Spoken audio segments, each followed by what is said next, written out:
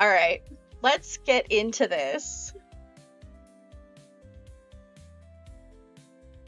All right, before we begin, press space or enter to progress the game forward. Give it a try now. Nice job! Welcome to the Cooking Club. The Cooking Club is a fully voice-acted visual novel. Did you know that? If you're streaming and want to voice the game yourself, simply turn the sound dial down in your menu. We shall not be doing that. We know it should be the voice one, but it doesn't work. Excellent. So, want to voice act yourself? Simply turn it all the way down. Just remember that if you do that, there won't be sound effects. Okay. It's a very double-edged sword. Also, ensure the music volume is set to the halfway point. Oh, okay. Alright. Just trust us. Especially if you like being able to hear things. Should have got extended word. I should have. Oh, also make sure to full screen too. It just visually looks nicer. Okay. Wait. You are streaming or recording, aren't you? I could feel it in the code. Hi, everyone say hi to the game. Or if it's YouTube, hi YouTube. Or if it's both, hi chat too. What, think I'm bluffing? You're streaming on OBS Studio, right? At least, I hope you are. Maybe it's just an app you have open, but aren't using? Hold on, I've got something for you. Check your desktop real quick. Oh no. Go on, I'll wait. Oh no.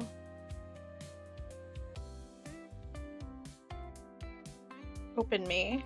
Oh boy.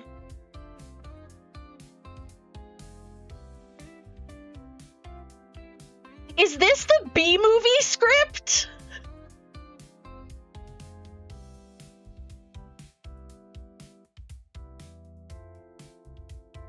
Oh my god!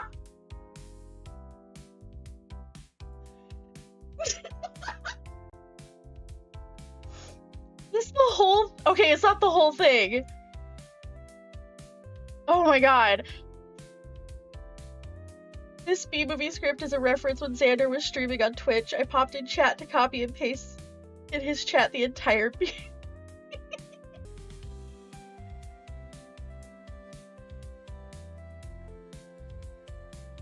That's the screen you see when your PC loads, yes. If it's not there, you should probably check the game's files. You know how to do that, right? You probably played Doki Doki. I have. That's why I was a little worried. I was like, oh no. Go have a look.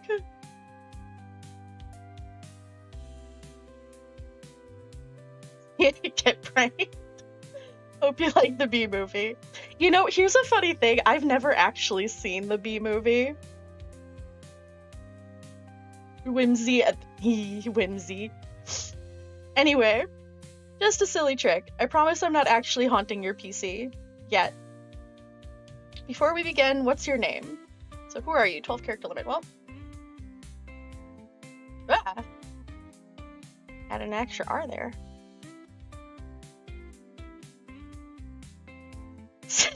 What? System breach detected. Unauthorized user override initiated. Attempting rollback. Rollback failed. Decrypting hidden data package. SH prototype.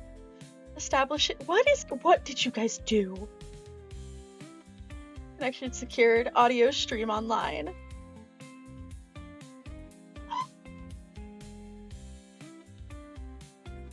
Achievement? I'm an achievement?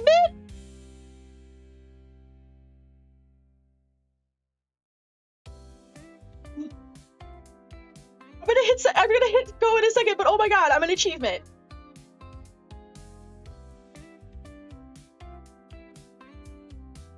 Ooh. What? You guys.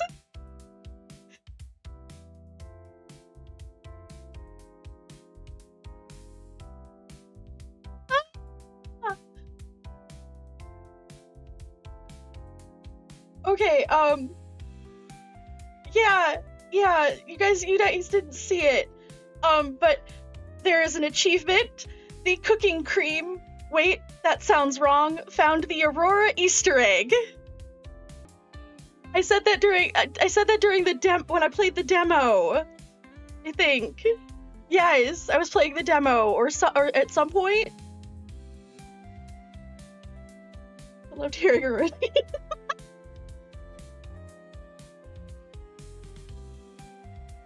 Oh my gosh. Thank you guys. Thank you.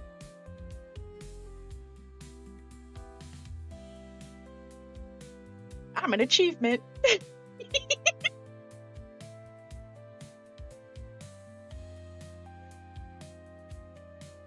Oh my goodness. Okay, so it looks like we have a Static Hearts teaser that's gonna play here in a second, which is cool. Static Hearts being another game from Studio Z that hasn't come out yet. Yes, Yuri. We love it. Girl stood a little ways down from the shelter, leaning against the railing. A guitar case rested at her feet, scuffed, sticker-covered, well-traveled. Her hair was dyed in streaks of red and black, catching the sunlight in sharp flashes. Her clothes were bold, layered in a loud way Emmy could never imagine pulling off. And she was laughing. Not a quiet laugh either, a full, unrestrained sound that carried over the noise of the street. No, I told you already, I'm not doing that again. I nearly blew out the amp last time. Her voice was rough, accented, confident. Completely different from the murmured conversations around the bus stop. Emmy's eyes widened before she could stop herself. She watched, cautious, curious, a little overwhelmed, as the girl pushed her hair back and shifted her guitar case upright with one hand. Yeah, whatever. Tell him he owes me a drink for that gig, all right? She hung up, shaking her head with a grin that looked effortlessly magnetic. Emmy quickly looked away, pretending to check the bus schedule. Her heart thudded faster than she expected. Oh, her. You know her? Only by reputation. She transferred into the music course today. Rumor is she made admin cry. Emmy's eyes flickered back towards the girl just for a second. The girl stretched, cracking her knuckles, completely unbothered by the world around her. She seems loud. Loud is an understatement. Emmy swallowed. Emmy tried not to stare, but her eyes kept drifting back to the girl with the guitar case. Her aura was loud. Not just her voice, everything about her. Her presence felt like turning the volume up in a room that had been silent for too long. Oh, that's a good line. That's a good line right there. Ugh, not my type. Type? You know, her type. What type? Goths. Emmy stared at her in disbelief. Then she snorted.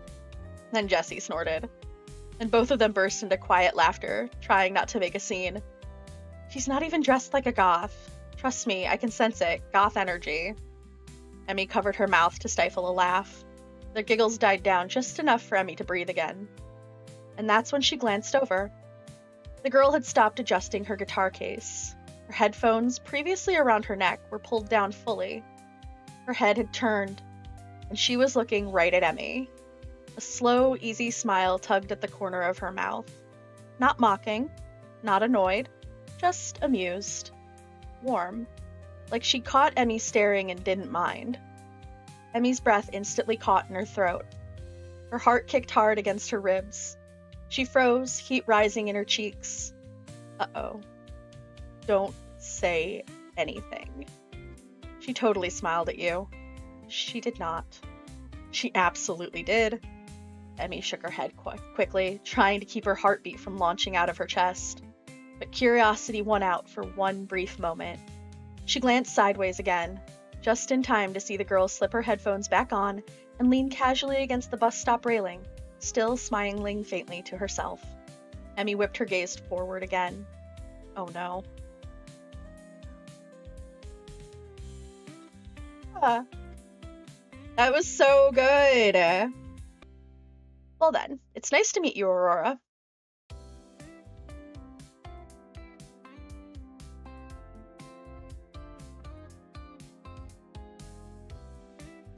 Okay, Aurora, I know you're worried. Worried? What? Who said that? I'm not. Your grades, Aurora, they haven't been the best, have they? Well, I guess. Your gaze drifts towards the nearby window, eyes lingering on the corridor beyond as if it might offer an escape. And your attendance hasn't exactly been stellar either, has it? I have a valid reason for that, I swear. You flail your hands a little as you speak, huffing as you struggle to piece together what's quickly becoming a very unconvincing excuse. So does every other kid that walks through my doors, Aurora, and every single time it's always a pretty lame excuse.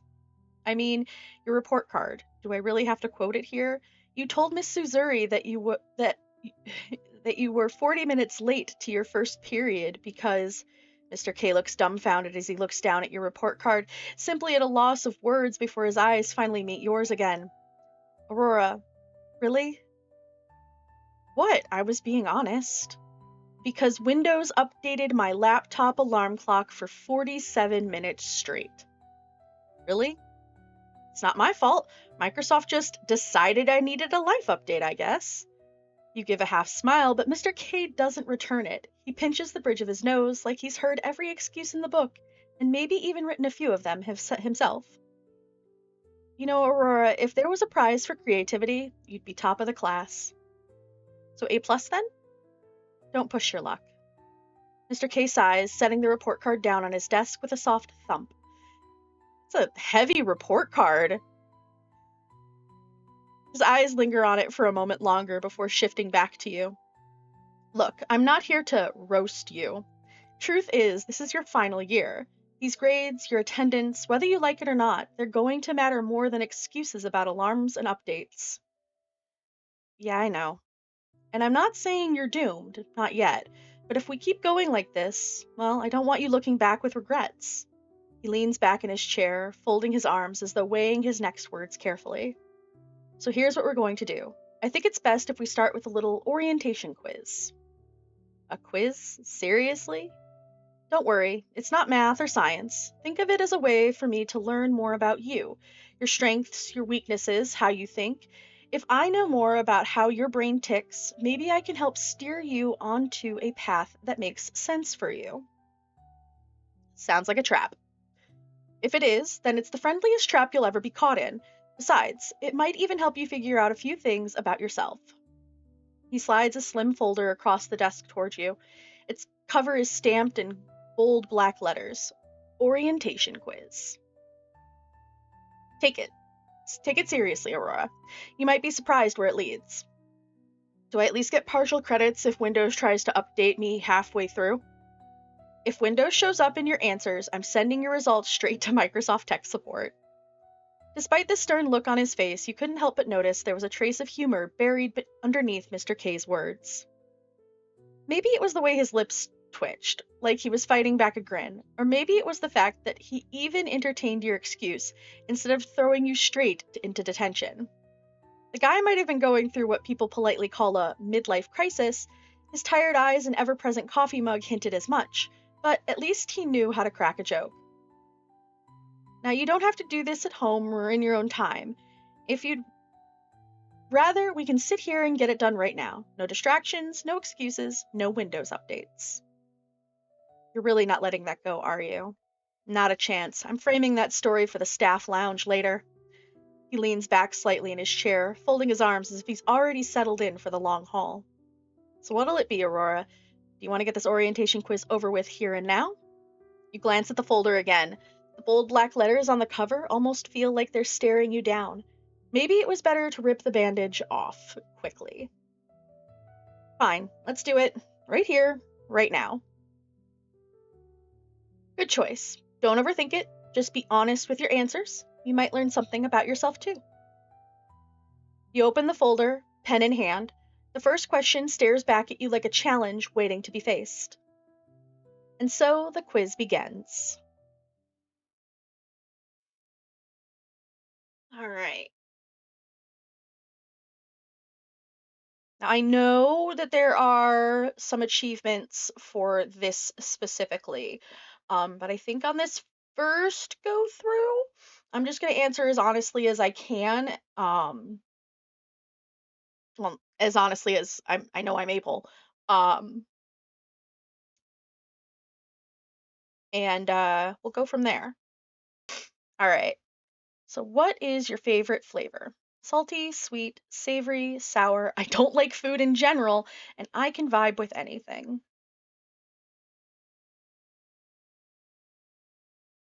It's really hard. It's honestly hard for me to pick a favorite flavor. Like sweet is good, but savory has its moments.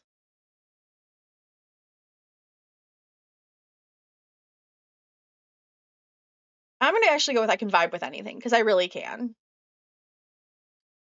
Do you like competition? Of course, I love getting better and better. Not really, I enjoy the thrill of participating in something bigger than myself. No, I want to focus on the quality of the time I spend on whatever I'm competing in. Very, I can't stand when someone surpasses me. I don't care for competition unless it actually benefits me to win, and I live for the excitement of being better than others. Damn, okay. Honestly, if I'm gonna say no, I want to focus on the quality of the time I spend on whatever I'm competing in because it is ultimately for me about quality time because usually I'm spending it with others. What's the hardest part of growing up? You miss out on the free time for your favorite hobbies. You have to let go of the past and people you care about. Once you're at the top, you're out of time. Having to go into the world on my own, having to work hard and get a job. I don't have my parents or legal help if I fall down. Hmm. I think having to let go of the past and the people you care about. What do you do when you can't do something? Nothing is impossible. I want to find a way. I move on quickly. I refuse to fail. I simply don't waste my time. You don't fail until you stop trying. You don't fail until you stop trying. Like, even when I'm not able to do something with, like, say, my streaming, I I keep going. Like, I may pause and like take a step back, but like so long as I keep trying and keep doing my best, like I'm not failing and it's not that I can't do something, it's just I can't do it yet. What defines a person and their actions? Your experiences, the people around me, how people will remember you. I still don't know. I don't really care. I'll find out every day. Mm. That is such what defines a person and their actions? That is such a like honestly deep question,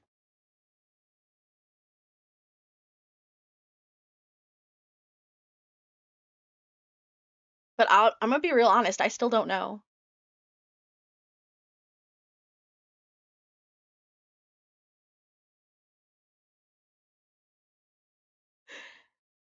You scribble down your last answer, the final words sliding across the page before you set the pen down with a quiet sigh of relief. Okay, no, I've got to read this. Blah blah blah blah blah. Xander is so epic. Blah blah blah blah blah. Kataro stinks. Blah blah blah blah blah. Medea is awesome. Blah blah blah blah blah. Stop reading this. Blah blah blah blah blah. Okay, I guess there's no stopping you. Blah blah blah blah blah. Please stop because this text box is getting closer. Read the text. Excellent. Half picked. All right. There. Done. Satisfied? Satisfied. Aurora, I'm impressed.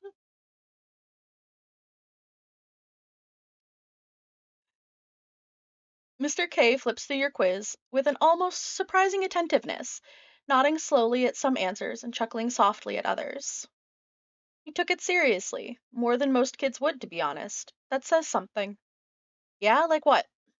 Like maybe, just maybe, you're not as lost as you think you are, and that makes my job a little easier.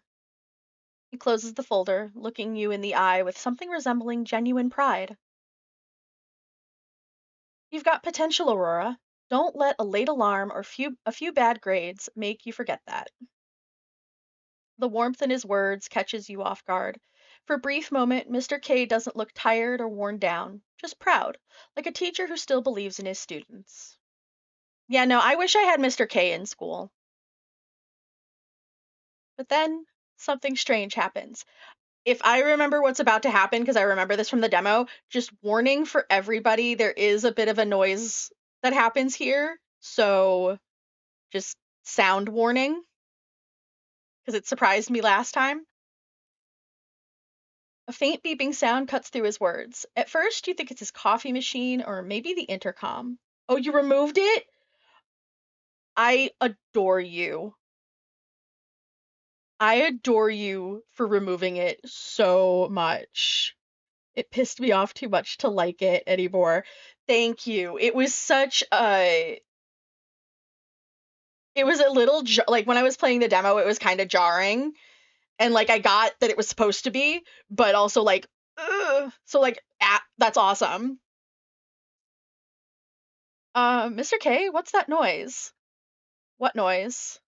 The beeping grows louder, sharper, steady and mechanical, like an alarm clock drilling into your skull. Your head starts to pound, the office around you blurs, Mr. K's face warping as if melting into static. Aurora, wake! The sound overwhelms everything. The world around you tears away. Your eyes snap open. The ceiling above you is unfamiliar, yet all too real. Your alarm clock blares at your bedside. First day of school. Well, not the first day. The first day of your final year. Yeah, that's slightly more accurate. Ugh, morning already? Jeez. I actually slept well, but wait, what time is it? 8:35. Wait, 8:35? For reference, school gates typically open at 7 a.m. Your tutor group registration begun at 7:30 a.m. Oof. And your first lesson would have begun at 8 a.m. You, Aurora, are 35 minutes late. Nice one. If I hurry, maybe I can make it to the end of second period, at least. I can't believe I'm late on the first day of school. Daisy would never let me live it. Oh, Daisy. She's gonna kill me. I hope she's not waiting at the school gates.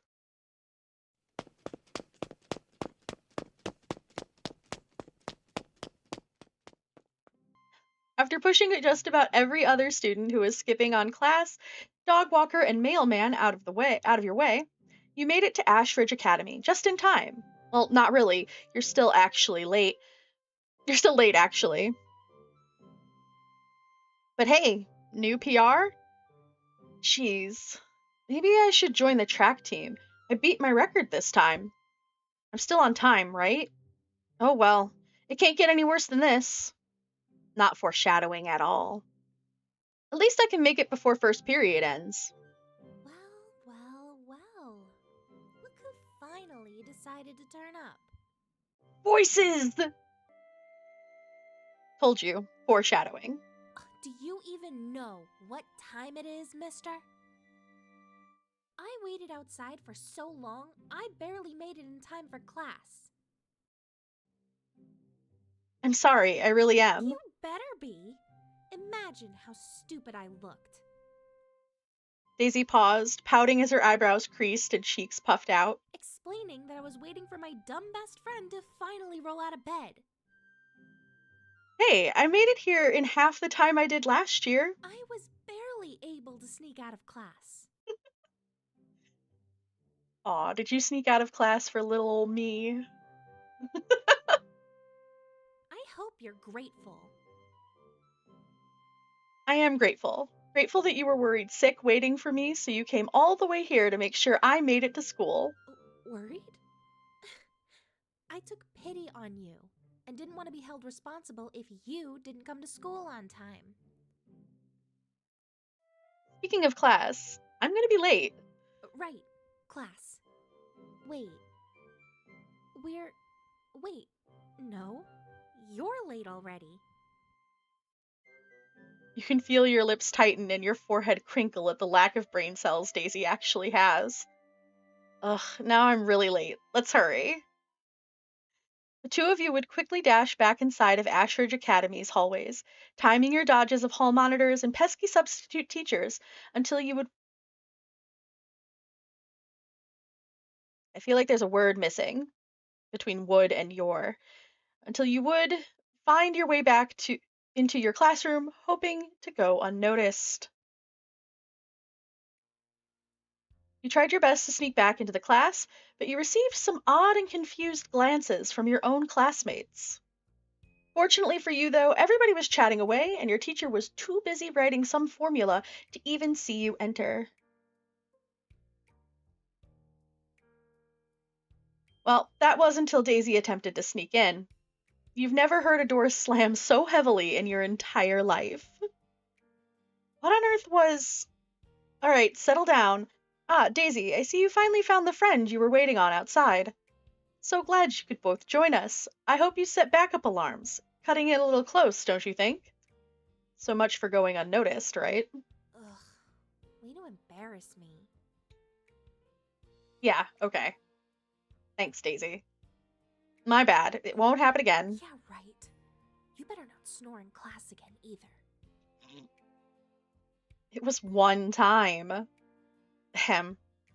Before we continue, as I mentioned before, though some of you were not present too, we have a new student joining us this year.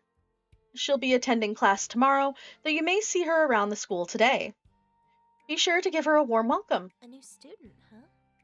Interesting. Hey, what do you think she'll be like?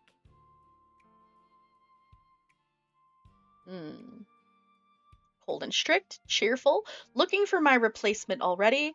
I just hope she's not like you. I'm going with looking for my replacement already because this MC today is going to be sassy.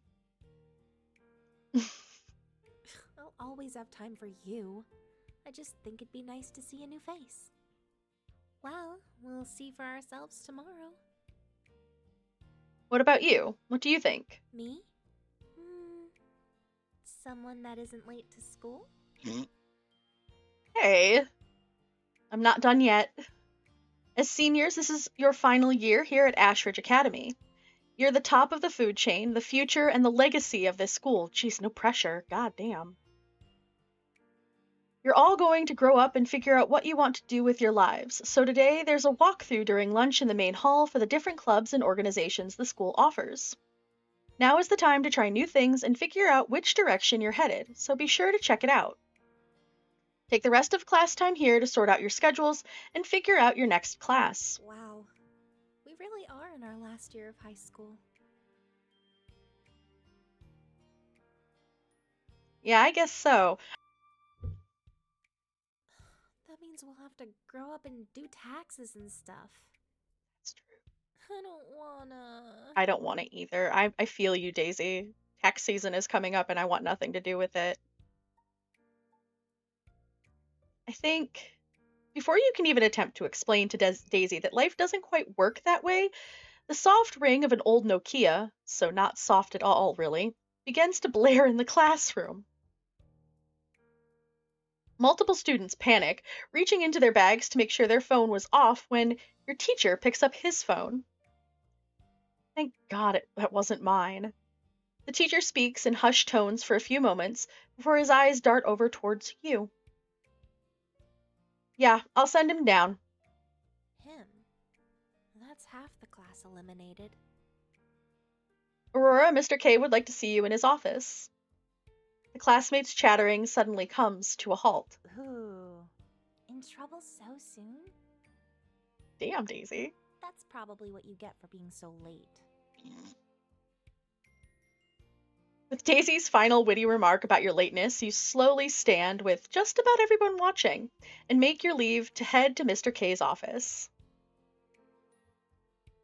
And just like that, the dream you had, remembering back to all those months when you and Mr. K did your orientation quiz before the summer break, you've wound back up inside his office. This room is basically a second home to you. Not that you were a bad student or anything. I think the term teachers use is troubled. Ugh. Yeah, it is. Come on in, don't just stand out there like a shadow in a horror movie. An interesting way to word it. You slowly step into Mr. K's office. Hi, you wanted to see me? Wanted to see you. Nah, needed to. It's your senior year now, your last lap around the track. I like to check in with all of my people before we kick things off. Make sure you're set for the big year ahead. I guess I am not really sure how I'm feeling yet. That's fair. Senior year's a lot like the last slice of pizza in the box. You know it's good, but you're already thinking about what comes next. Thinking with his stomach, as always. Speaking of what comes next, I saw your quiz results from orientation. No wrong answers. Just tell me where your head's at right now, and based on what you wrote, you've got guts, no doubt, but guts without a plan, that's chaos. Chase the thrill, but learn when to pace yourself. You'll win more that way. Okay, but I like chaos. Chaos is good. And hey, whilst you're here, for the next 40 minutes or so, you suddenly get caught up in another one of Mr. K's rambles and quizzes. Not that you willingly volunteered or even had a choice. Fortunately for you, though, you got to miss your second period. So it's a win in your books. Okay, to be honest, yeah. Once you and Mr. K say your farewells, he recommends for you to check out the event happening in the cafeteria. Fortunately for you two, Daisy was already there, eyeing up some cupcakes on display that was free to take if you checked out the literature club. Not that you would ever do that. Not that you ever would, that is. The purple-haired one creeped you out, and the small one had a temper on her, and the long-haired one was just overall unnerving. I mean, just listen to them argue. Monica, the smaller one, shouts, "Nobody is even saying they'll join the club, they're just eating the cupcakes." The purple-haired one just scoffs, running her fingers through her hair before muttering something under her breath. Huh? Say that again. You don't even know what real literature is, the smaller one says. You can sense an argument coming along, something about mangas are cartoons and yada yada. You decide to slowly walk away from that booth. No, thank you. No literature club for Aurora today. Absolutely not.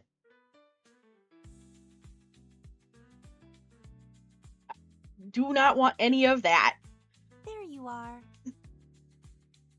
So, what did Mr. K even want with you? Just a little start of the year pep talk, I guess. Oh, I get it. You're one of his special projects now, huh?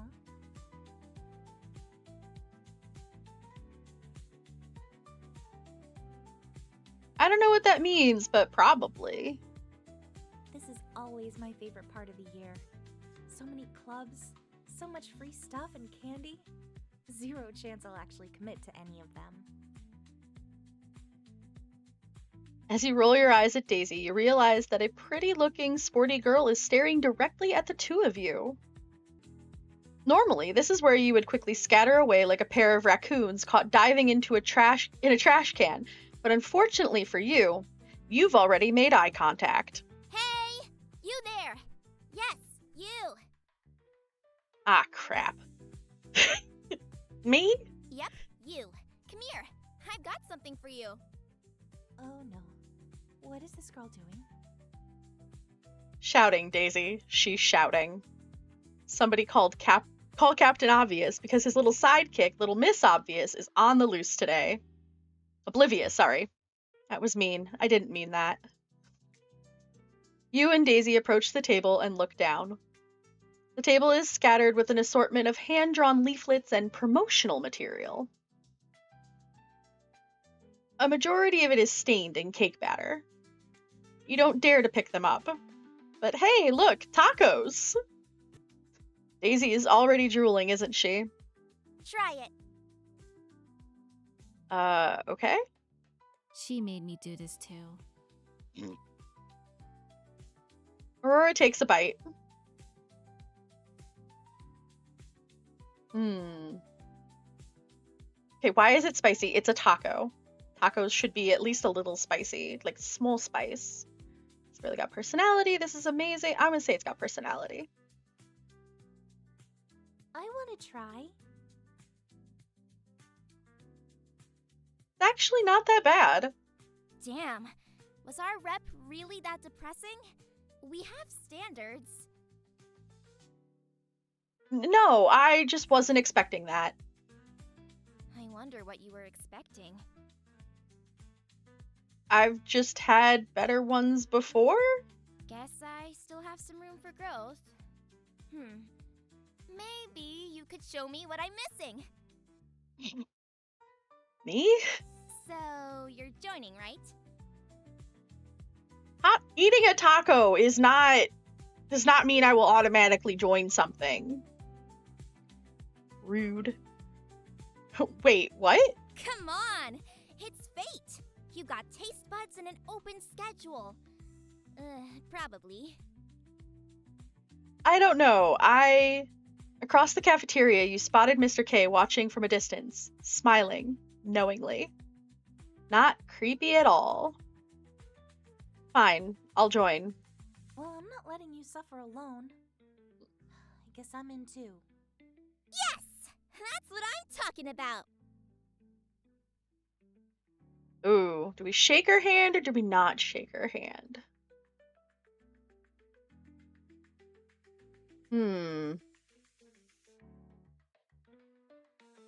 Oh, I shouldn't? Okay. Alright. Take a moment and stare at her hand before your lips crease. You don't know where those hands have been. You think teenagers have basic hygiene? Yeah, right. I'll pass. But sadly, you don't have a choice. Oh, damn. Gotta touch that slimy hand one way or another. Don't shake her hand. She hasn't got germs, you know. Oh my god. Okay, that's funny. That's okay. That's hilarious. You still gotta do it. I like that. Fine. Alright, fine. Nice to meet you. Welcome to the cooking club. Oh, I'm And Evelyn, we've by the joined way. the cooking club. The red-headed girl and my accomplice in crime? That's Akemi. I'm so glad I've been pronouncing that correctly. And just like that, you probably made one of the most stupidest mistakes of your life. Normally, you wouldn't cave into peer pressure like this, but you knew Mr. K would have chewed you out in our next meeting if you shoved her off. So here we are. No backing out now. What have you done? Eventually, Evelyn guided yourself and Daisy alongside the red-haired girl who didn't really speak much to the second floor of the school's complex. She asked enough questions to make you think she worked for the local law enforcement. Do you play sports much? What about class? What are your grades like? Good? Oh, what about... Yeah, torture, I know. Eventually, you're led into a classroom. You'd think it's your stereotypical math room, but it seemed like the school provided some portable hobs and microwaves. What's a hob? Is that like a portable stove? I don't think that's a word I recognize. I'm gonna assume it's like a portable stove. Because cooking? Stove equals hob. Okay, excellent. I guess this was a dying club. They weren't going to use the school's main culinary teaching room. British term, I'm pretty sure. Ah, that makes sense, yeah. Four people doesn't warrant proper health and safety, I suppose. OSHA is unapproving. Welcome to the heart of it all, the cooking club.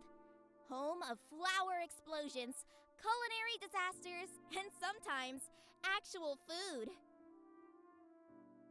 This place feels bigger than I remember. You've been here before? Oh, not really. Just walked past it a few times. I didn't think it was actually this lively. As Daisy continued to explain that she was inadvertently actually spying on clubs, you spotted the red-haired girl in the corner of your eye. She seemed distant. Akemi! Look alive! We've got new members. Hi. I love her. Hey. Hello? Don't let her fool you. She's happier than she looks. Akemi just stares blankly. It's actually mildly terrifying. I wouldn't go that far. You'll get used to her. Anyway, since you're here, let me explain what we're about. This isn't just about recipes and practice. Food is more than that. It's memories. It's comfort. It's something you can share no matter who you are. Okay, I like that. I want this club to be a place where people can belong, where they can find joy, or maybe just a hot meal when they need it. That's actually really sweet. I didn't realize you thought about it that way. Of course I do. And that's why I need to know what you can bring to the table. What do you mean? You've joined the cooking club, which means you've got to cook. Show us what you've got. I wasn't really expecting to... Oh, seems like we are missing a line here. No excuses, everyone's got some hidden kitchen skills, even if it's just boiling noodles. Come on, let's see what you can do. Consider this initiation. This is going to be a disaster, isn't it? If it is, I'm not cleaning it up. Evelyn grins as she pulls out a tray. This is one of the lines that struggles to play sadly. Ah, okay. Setting it down on the counter in front of Aurora, Daisy hovers at the sidelines, equal parts amused and concerned. Akemi watches from her seat, pen tapping lazily against her notebook as she watches from the distance. All right, rookie. Time to prove yourself. All right. The lights dim. What? All right, rookie, here's how this works. You'll choose 2 ingredients and a cooking method.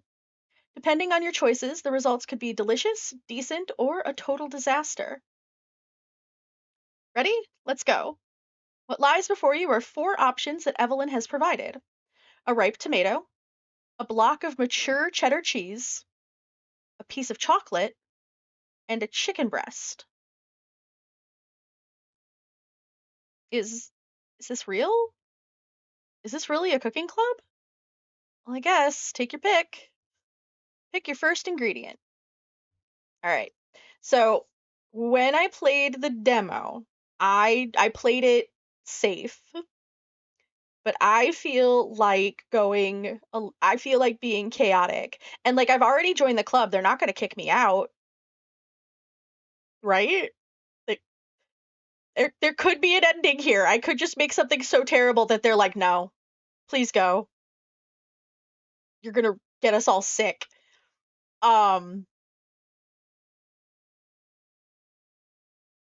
So I'm just gonna be real weird with it. Not yet, at least. Good to know. It can't kick you out. You saw how dire those numbers are. Chocolate and cheese. Okay, yeah, we'll go with chocolate and cheese. So chocolate. For some odd reason, you decide to grab the chocolate. I've done chicken and chocolate raw. Oh, blah, blah, blah, blah, blah. Evelyn raised an eyebrow. I think this is a mistake. All right, we pick our second ingredient. Cheese. Tomato is an odd one out, though. It's the only T ingredient. Oh, that's true. Everything else is a C. So, you grab the cheese. Also, I will say while I was quiet and while the ad was running, I always assumed that the choice for tomato and then all the C's was a nod to the title of the game, The Cooking Club, because TCC. I know there's an extra C there, but I don't know. That's what I always thought. All right, you grab the cheese, and we're gonna. I think we should fry it. I mean, like fried cheese tastes good, and I've had fried chocolate.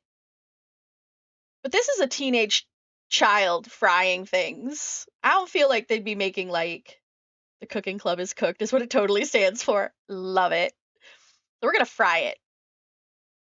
You create something so novel that nobody can describe it. Literally. I physically can't describe this. That's how bad it is. After trying your so-called best, a dish now sits finished on the counter in front of Aurora. Evelyn, Daisy, and Akemi gather to see the result.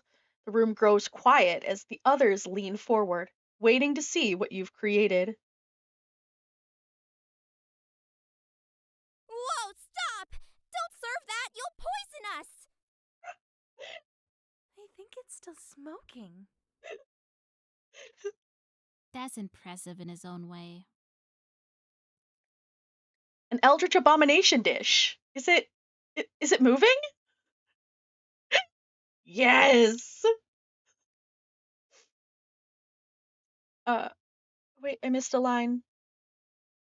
Evelyn claps her hands together and grins at you. It feels forced, though. All right, rookie. Official verdict? You're in. Consider yourself an official member of the cooking club. Just like that? Just like that. You showed up, you cooked, and you survived. That's all the initiation you need. The bar is low. But again, their numbers are also low, so like they need everybody. In most schools, like, and from what I've seen in other like school related things, if you don't have a certain number of members, like your clubs can get shut down.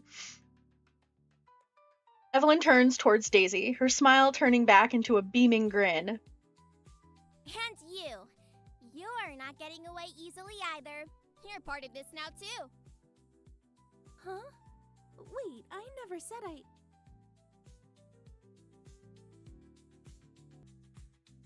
Evelyn laughs. Too late. You already helped today.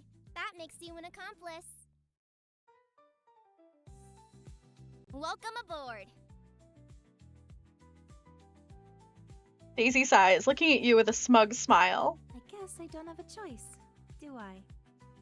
Nope. Evelyn pulls you and Daisy closer, forcing you both into a very uncomfortable group hug. This is the closest you've probably been to a woman that wasn't your mom or back in 5th grade. Though something feels wrong. You glance towards Akemi, who is lingering at the edge of the counter. Her gaze seems to be drifting towards the door. You realize how she shifts uncomfortably in her seat and brushes the edge of her notebook with her finger. Akemi? Before you'd think she would look up at you and respond, I'm going to step out for a bit. without further explanation, she walks towards the door and stares at the floorboards beneath her. Huh? Oh. She does that sometimes. Don't worry about it. Well, yeah, but she seemed kind of down. Something about the way Akemi left nags at you, so without thinking, you make an excuse. I should probably check on something real quick. Be right back. You awkwardly smile at Daisy, who seems more confused than you were at your own pathetic excuse to leave. All right, don't be too long. Daisy and I will hold down the fort. You look back at the two as your hand hovered on the door handle. You see Daisy and Evelyn slip back into an easy chatter back at the counter. With that, you take your leave. Time to find Akemi. You slowly shut the door to the club room behind you as you try to figure out where Akemi went. I mean, maybe the bathroom? No, you can't follow her to the bathroom. That's a one-way trip to your final year as the perv guy. Yeah, scratch that. As you walk down the stairs and debate where Akemi could have possibly gone to, you realize that she's walking down the hall right in front of you. Now, isn't that just a stroke of luck? In your most sneakiest of ways, which isn't sneaky at all, you silently tail Akemi, whose footsteps seem to be light, as if she was trying not to make it obvious where she was going. Did she think she was being followed? Maybe she didn't trust Evelyn yet and thought she watched where she went? It was hard to say. Eventually, Akemi comes to a stop outside of the nurse's office and does a quick scan before entering. Fortunately enough for you, she didn't look behind her. The nurse's office. What's wrong? Shoot, I must look like a nosy creep right now. You hesitate in the hall, muffled voices leaking through the door, the steady and practiced tones of the school nurse and Akemi's much lighter and swift clipped replies. Though, being the nosy creep that you are, you didn't seem to realize that her visit to the nurse was actually ending pretty quickly, and by the time the door opens and Akemi steps out, wham! Akemi walks straight into you and nearly trips. Before she can apologize to the student who she thought was entering the nurse after her, she comes to the realization that it's none other than nosy creep Aurora. We are we are not her favorite right now. You? Why were you following me? I was worried about you. I wasn't following. I just happened to be here. I thought maybe you forgot where the club was. I don't really know. Instinct, I guess. So truth, lying.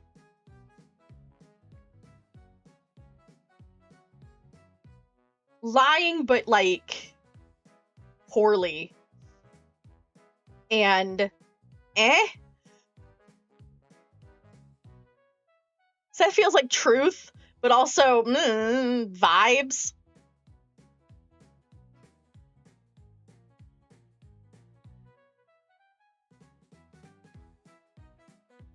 I'm gonna go with truth. I'm gonna go with the I don't really know instinct, I guess. Oh, really? What does your instinct say now, psychic?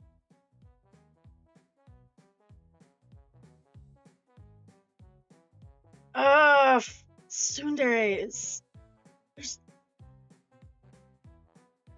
goddamn.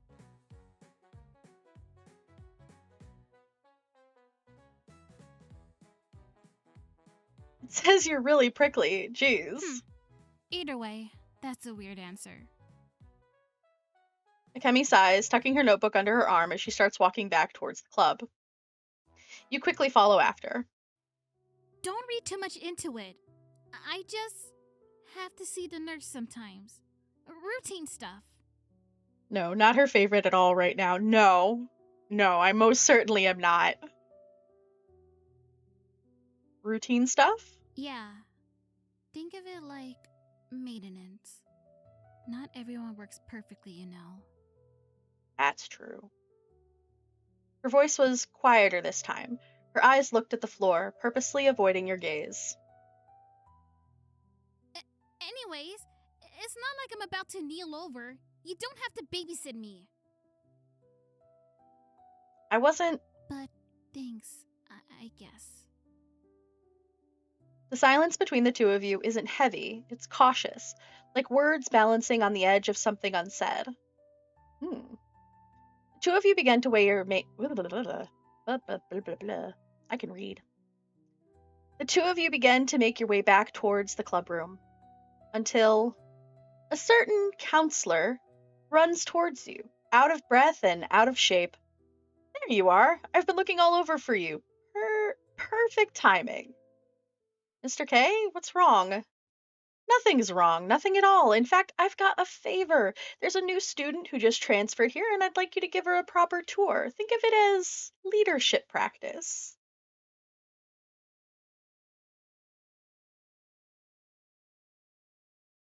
In other terms, I want to chat up the hot English teacher by the water cooler.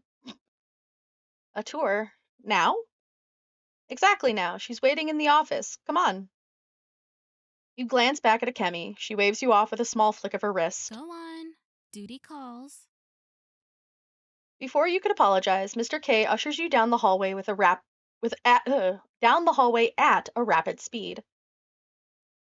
Mr. K pushes open the door to an empty club meeting room. Sunlight filters through tall windows, catching dust motes in the air. A lone figure sits at one of the desks, posture straight, hands folded neatly in her lap. What a line to continue the story on. Yeah, it was kind of like, oof. Isabella, sorry to keep you waiting. It's no trouble.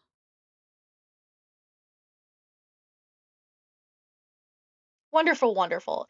Here's one of our best students. Reliable, helpful, sharp as a tack.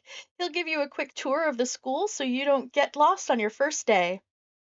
Mr. K pats your shoulder firmly, grinning like he's just solved the world's problems, and you really are becoming one of his projects or tools. Best student might be pushing it. Don't be modest. All right, I've got 3 more first day fires to put out, so I'll leave you two to it. Without waiting for a reply, Mr. K waves and hurries out the door. All right, what will you say? Note, voice lines do not work for this section. Will be patched soon. I love that note. That's fantastic. All right. Yep, stick with me. You'll be a pro at navigating this maze. Don't worry, I'll make it quick. You probably just want to get set in.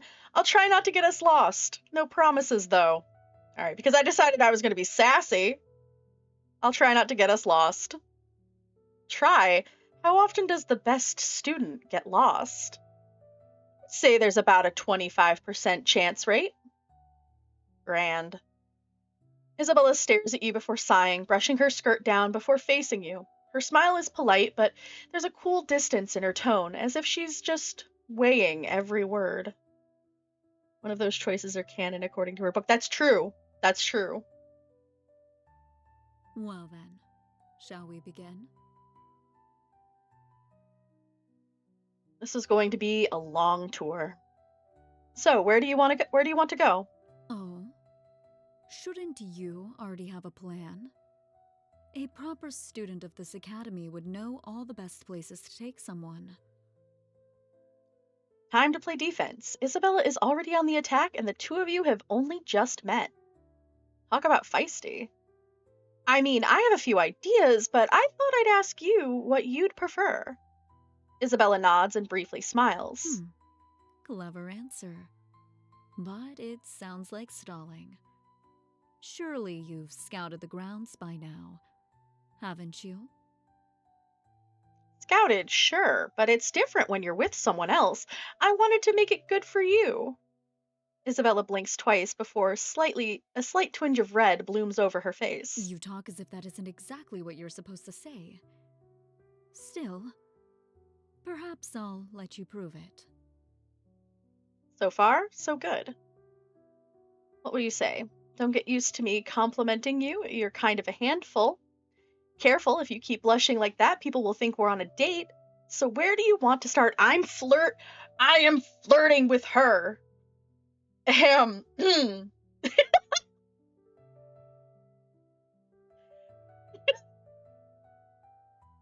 Oh, good. Good, because I was picking that one. You really don't waste any time, do you?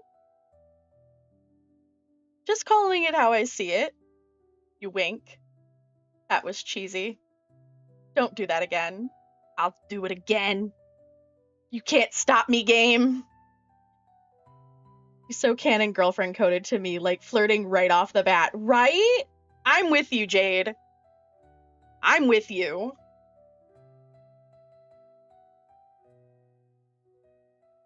Was that Riz? Nice move.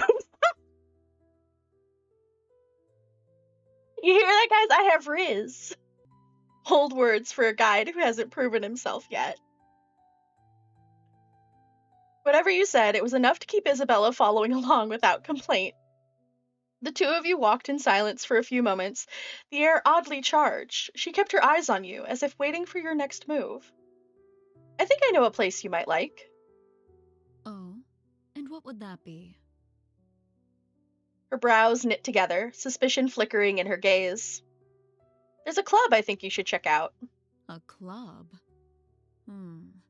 You're already trying to pawn me off on strangers. Not exactly. I thought it might suit you. Suit me. And why would that be? She sounded half curious, half challenging. It's the cooking club. Isabella froze, her expression shifting in an instant. The warmth, the teasing tone, it all vanished like smoke. She straightened her posture, her voice suddenly sharp and cold. Take me there, now. No smile, no blush, just pure, cutting seriousness. You weren't sure whether to be impressed or terrified? By the time you and Isabella reach the cooking club, the air feels heavier somehow. Her footsteps are crisp, deliberate, echoing down the hall until you push open the clubroom door. Evelyn looks up from the counter, still grinning wide, until she notices who you've brought with you. Oh, what's this? The rookie brought a guest already? Wait, isn't she? Daisy practically gasped, her eyes opening widely as if some world-class celebrity just walked through the doors. Evelyn elbows Daisy playfully, but Daisy's gaze flickers between Isabella and you with a nervous squint. Was she trying to tell you something? Well, don't just stand there. Introduce us. Isabella steps forward on her own, her chin tilted ever so slightly upward. Isabella Castell, transfer student. You pronounced it right. Ugh. Vindication. I love that. Oh no, the prologue demo is ending soon. Well, thankfully we've got the first chapter. Estelle. Weird.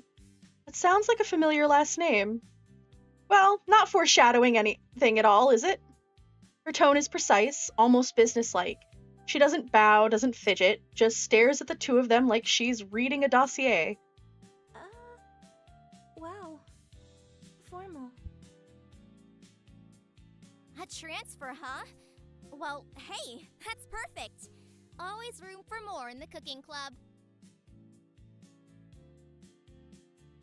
Isabella's lips twitch, but she doesn't smile. If anything, her eyes flick briefly to you as if to say, "This is it?"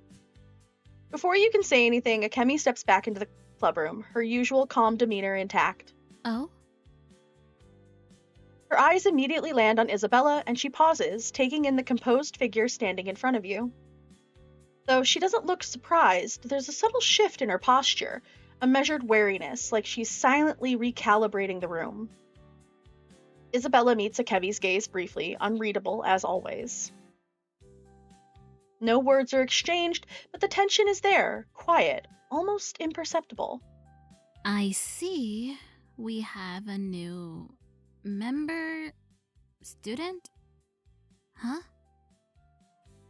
Akemi keeps her tone even, but her eyes flicker towards you, silently asking if this is as serious as it looks.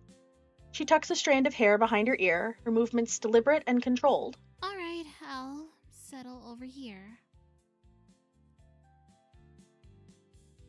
Akemi moves to her usual spot, keeping a respectful distance from Isabella, while still keeping her eyes on the new student.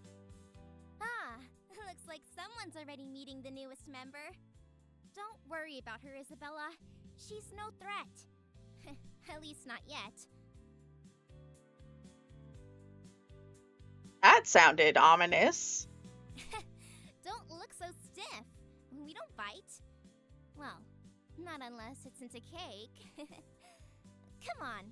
She's really no harm. None of us are. We really don't. You'll, probably fit right in.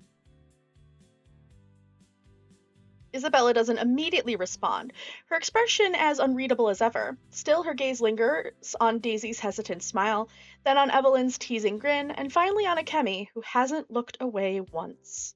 We'll see. The silence stretches, but only for a heartbeat.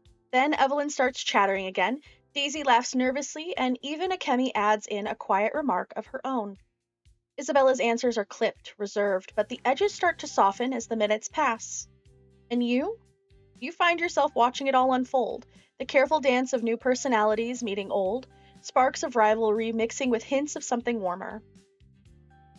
One by one, the voices overlap and mingle, laughter, questions, sharp quips, and even the occasional awkward pause. Somehow, it feels like the start of something bigger. You don't know exactly what's coming, but one thing is clear. The next few weeks are certainly going to be interesting. Yay, we completed the prologue! Stirring Beginnings. Oh my god. That's such a good title. It's such a cute and punny title. Right, it didn't take long until things in the club slowly began to take shape. It was also enough to get Mr. K off your back from calling you into his office for another one of his routine checkups. Though you still did have the occasional drop in. But in all honesty, the club was actually helping you move along in a more positive light. Not in the sense that you were suddenly going to become a student rep or a A+ student, but it was helping you have motivation for classes, to attend school, to actually put some effort in when it came to your school life and reputation. Maybe there was something to this whole teamwork and shared goals that Mr. K would mention after all. As you stare mindlessly out of your window, counting down the very seconds and minutes you had until you needed to get dressed and prepare for another day in paradise, your phone vibrates against the desk, just loud enough to make you jump. You glance over, and sure enough, a familiar name pops up on the screen. Daisy? Your brow raises as you slowly skim through the text. Hey, so how's club life treating you? You're holding up okay, right? It's kind of hard not to smile reading that.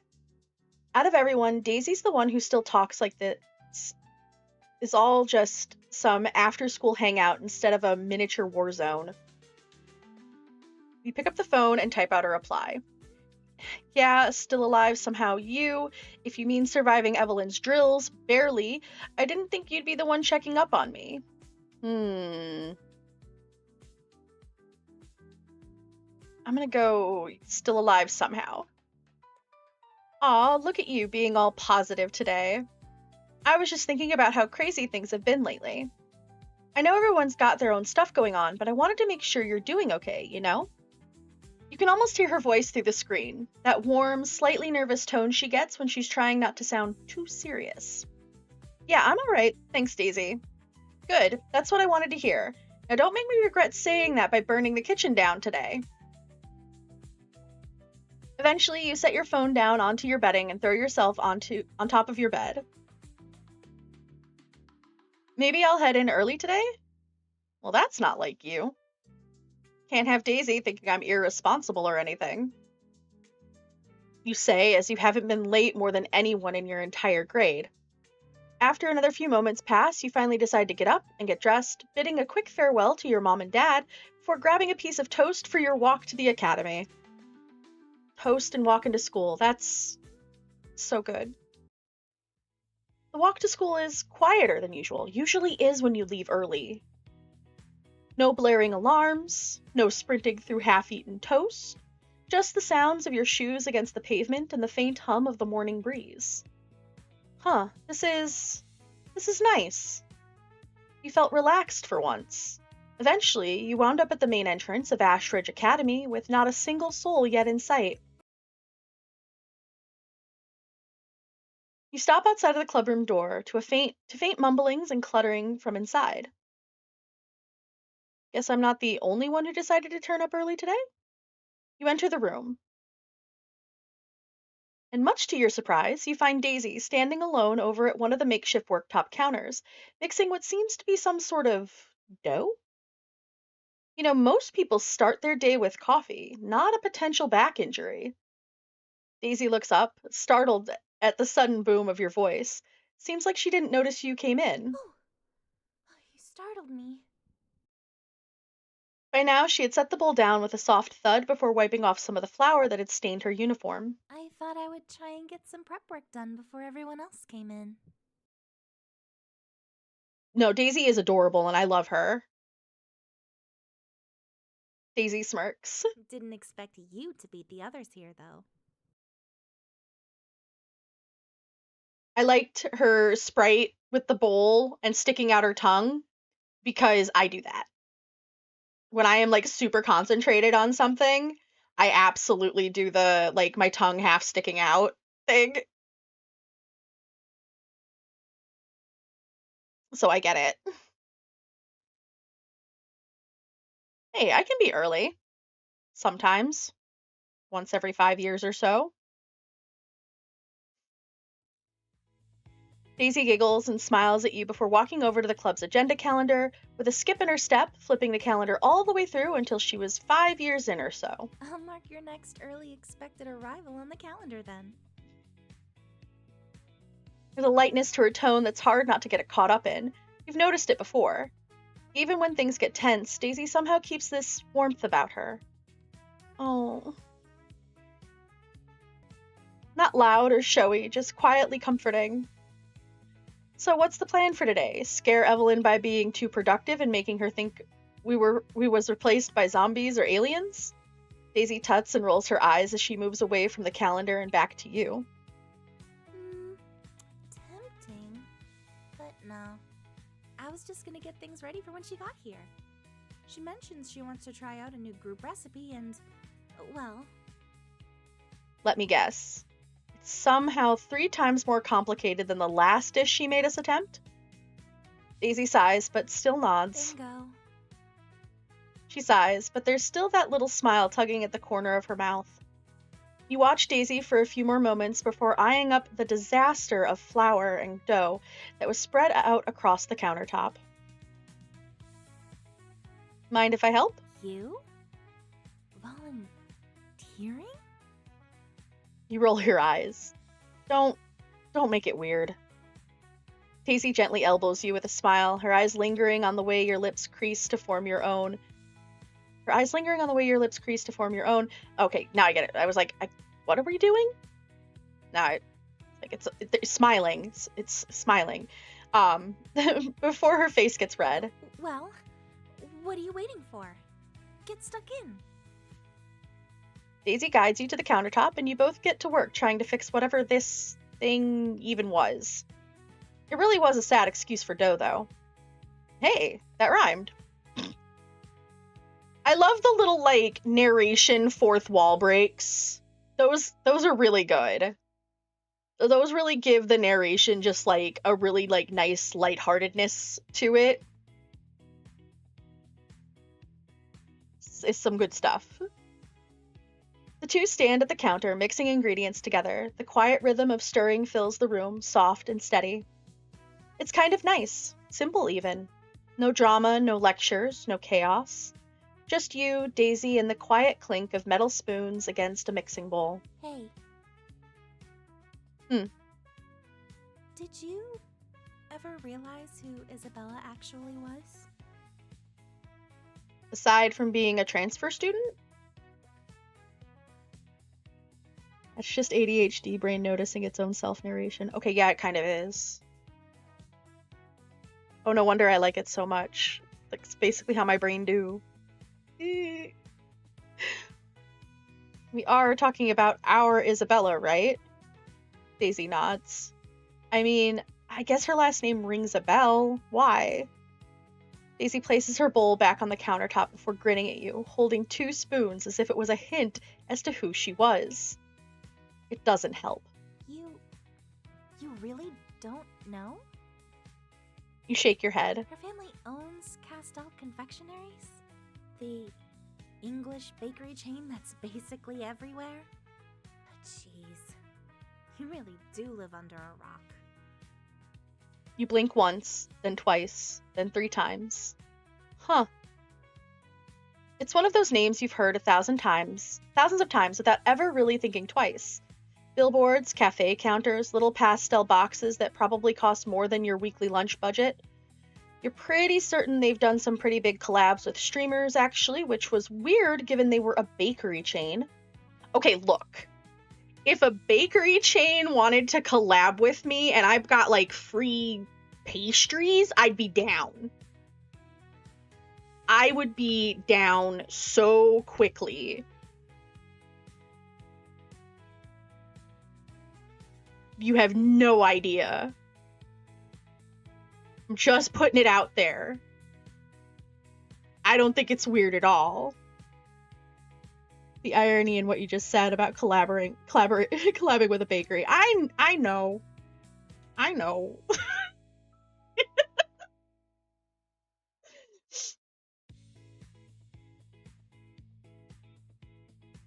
You can remember a time where Daisy was showing you a VOD on Switch. Yes! Oh my god, I love when things do this. When it's we're not going to use the actual name, we're going to use something close. So good. It was of some streamer called Cluna reviewing one of their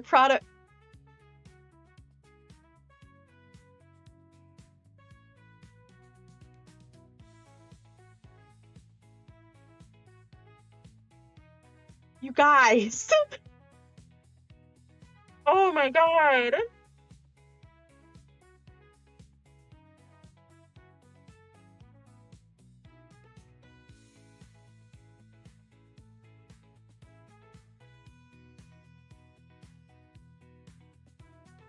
I see now.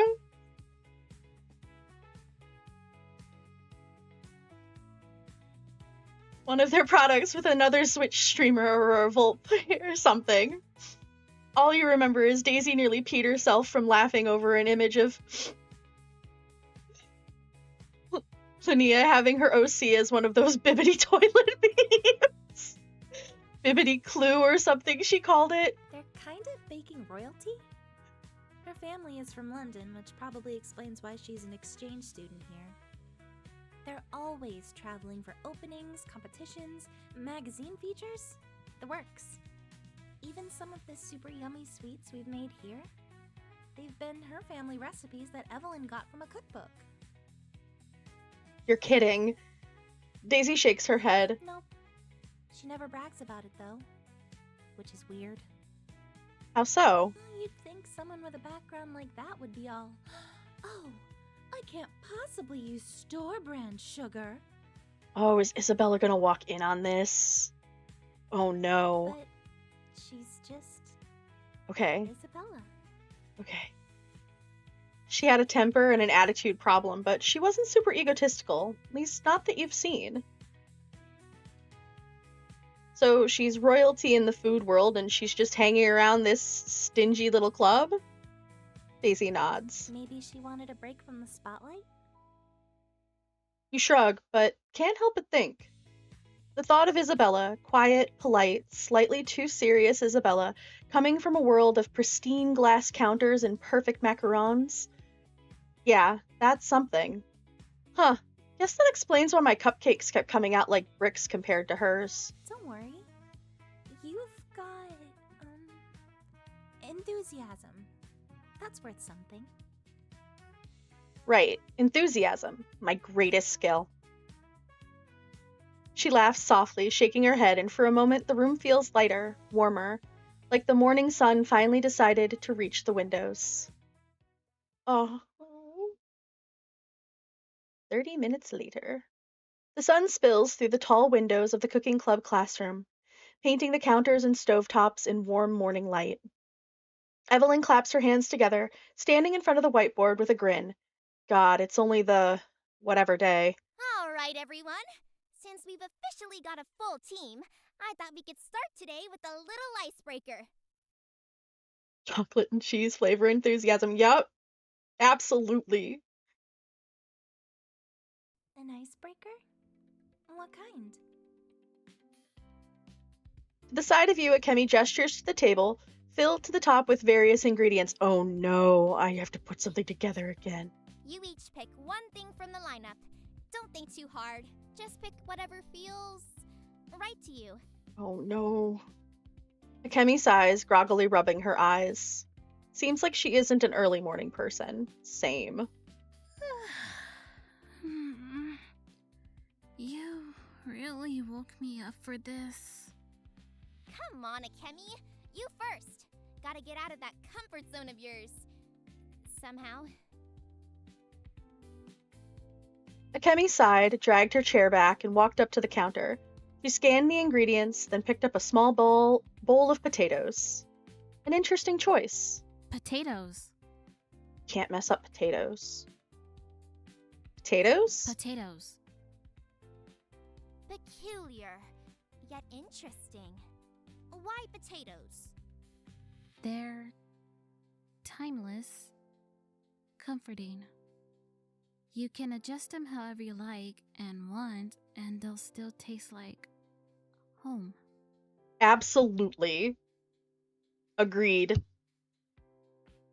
Aw, that's actually kind of sweet.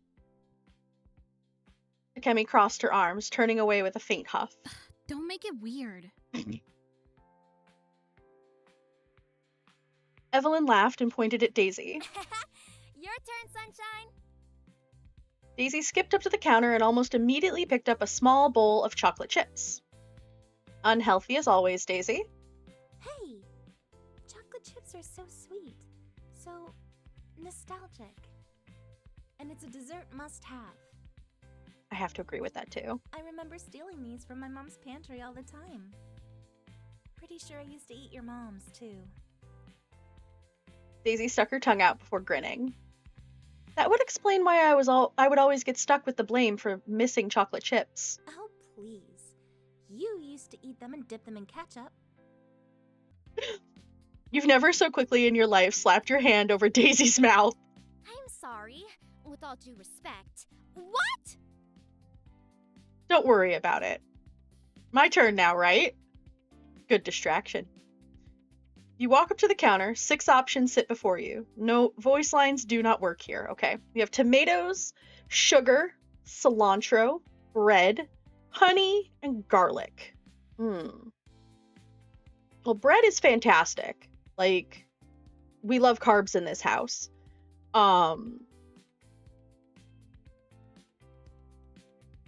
I am a cilantro person. I don't have the soap gene. I hate tomatoes, so I'm not picking those. Like, I like ketchup, and I like tomato, like, I hate raw tomatoes. To be like, honey is a funny option because of the way Akemi makes it so interesting, alright? And garlic, you can never have enough garlic. Like, I put garlic in everything that I do, but I want to see what this deep one is, so I will go with honey.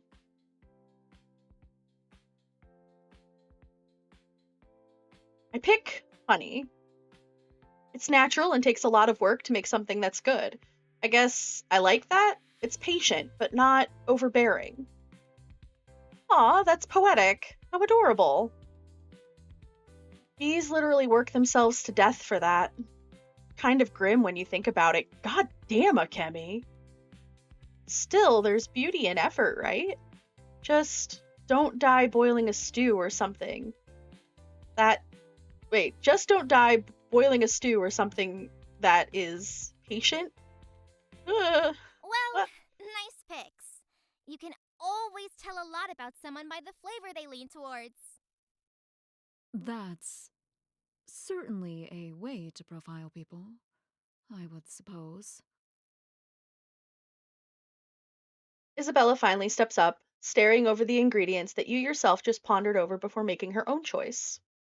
Eventually, Isabella reaches for an egg?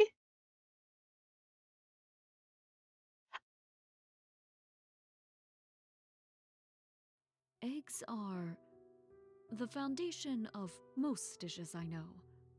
They're simple yet essential to the culinary world. You can't make much without them. I like that. A classic choice. Structured and solid. Just what I would expect. It's very you, Isabella. Though, I guess you know all about that, right? The foundation of food and all? Yeah. Isn't your family, like, famous or something? Oh, yes, let's get into it. Let's go. I think that's why Daisy looked so freaked out yesterday.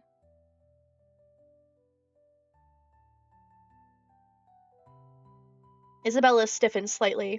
Her hands tighten around the egg, which is a dangerous game already, and her eyes seemingly blank. Something like that. You could see a hint of guilt in Akemi's eyes. Seems like Isabella felt slightly uncomfortable with the prodding about her personal life, and in turn made Akemi feel like she just committed an act of treason. I'm sorry. It didn't mean to pry.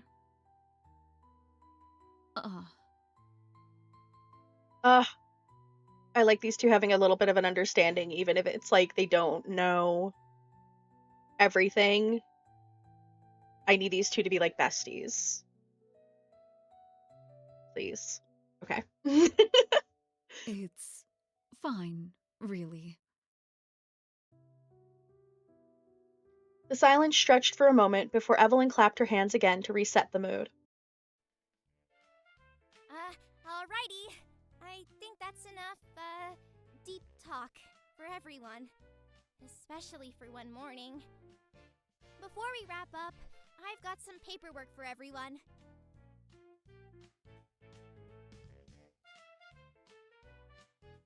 Paperwork? Wonder if you'll get the Easter egg loading screen. A whole 1 in 15 chance. Damn. Oh dear. I'll have to try. Evelyn pulled out a stack of forms from her bag and handed them out one by one. She might be from the police station with how many questions she asked, but now there's paperwork. It's just basic stuff. Contact info, addresses, emergency contacts, job locations. I like to make surprise birthday baskets for everyone, so no skipping. Is it a surprise birthday basket if I know about it, Evelyn? Doesn't that kind of defeat the purpose of it being a surprise? Nah, I'd just absolutely, forget, and then it would be a surprise. Is where we work an emergency contacts really needed? Duh! How else will you get your basket if you don't respond to me? Evelyn, it's giving stalker, just a little. I mean, you won't know what's in it, so technically that would be a surprise. Okay, fair. That's okay, yeah, both Jade, Blaze, you're both right, but also just... What? I don't want to alarm you, Aurora, but I think the FBI must have a warrant out on you. I hope not. Or something along the lines. You really go all out for this club, don't you? I mean, I'm just surprised, because without 4 members, doesn't the school shut down inactive clubs? You're really putting a lot of work in, Evelyn. Gee, you make me sound obsessed or something. And you're not? Oh, har har. The cooking club is all about connection. We might start with food, but end up with lifelong friendships. You wanted to vomit a little there. That felt cheesy. Though you couldn't help but laugh with everyone else in the room. The tension from Isabella's personal life faded as the sun shifted from counter to counter, glinting off the mixing bowls and utensils. For the first time, you start thinking that this club might actually mean something. Not just to you or Mr. K for that matter, but to Evelyn, to Akemi, to Isabella, and even to Daisy. Ah. Ooh.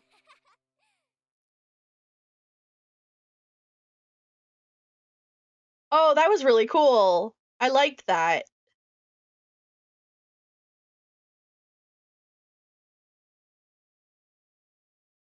It's been a few days since the previous meeting at the club, and now, slowly but surely, you were getting to know everyone a little bit better. I didn't get it, sadly. That's all right. There will be other times. Some days you were baking with Akemi, the others you'd be helping Evelyn clean or Daisy decorate, and with the rare occurrence of Isabella actually teaching you a thing or two she picked up herself. Oh, okay. It was nearing the weekend and you made your way to another club meeting. The cooking club classroom was lively today. Sunlight streamed through the large windows, bouncing off the metal counter and utensils. The smell of sugar, oil, and something vaguely spicy filled the air. Everyone seemed to be in high spirits. All right, everyone. Today's not about fancy recipes or stress. I just want you all to have fun. Experiment. Make whatever you feel like making. You mean, no grading? No rules? Not today. Plus, this isn't a class or anything. Just don't burn the place down, okay? With this group, that's bold ask. As long as everyone practices at least some kitchen etiquette, I'm sure it'll be fine. The room burst into motion. Evelyn chopped peppers, Akemi hummed quietly as she sketched a new recipe, Isabella kneaded dough with precision, and Daisy was hunched over the microwave, excitedly reading a recipe off her phone. Huh, I guess I'll make something simple, maybe eggs or pasta? Yeah, can't go wrong there. Aurora, I'm growing rapidly concerned about how many mentions there have been of eggs lately. Egg.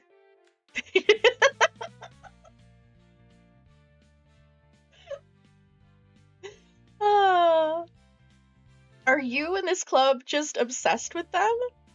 Regardless, you roll up your sleeves, grab an apron, and glance at the pantry. Rows of ingredients stare back at you.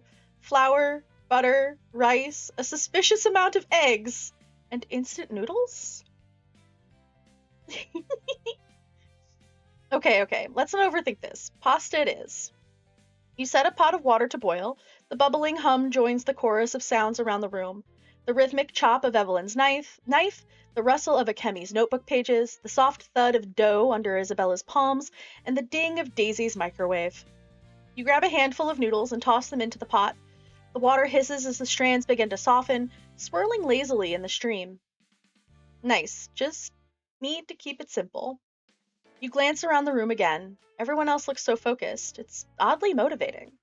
When the pasta reaches that perfect in-between, not too soft, not too stiff, you drain it and set a pan on the stove. A little butter, a drizzle of oil, the pan crackles to life as you swirl the ingredients together, creating a smooth golden base. Smells good already. You toss the pasta in, watching as it glistens under the light, a pinch of salt, a touch of pepper, and for good measure, a small handful of herbs from the club's counter garden. They have a good setup. Steam curls up in delicate ribbons. The scent is warm and comforting, buttery with a hint of basil. It sounds really good. For a moment, everything else fades away. It's just you, the pan, and the quiet rhythm of cooking.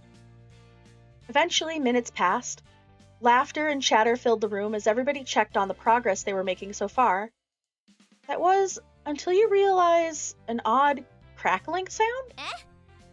Is anyone else hearing that? Isabella 100% micromanages his guard. That wouldn't surprise me. What's that noise? Oh no. Daisy looked up, her face confused as everyone turned to face the microwave. Oh no. You mean no grading? No rules? I believe that was the wrong line.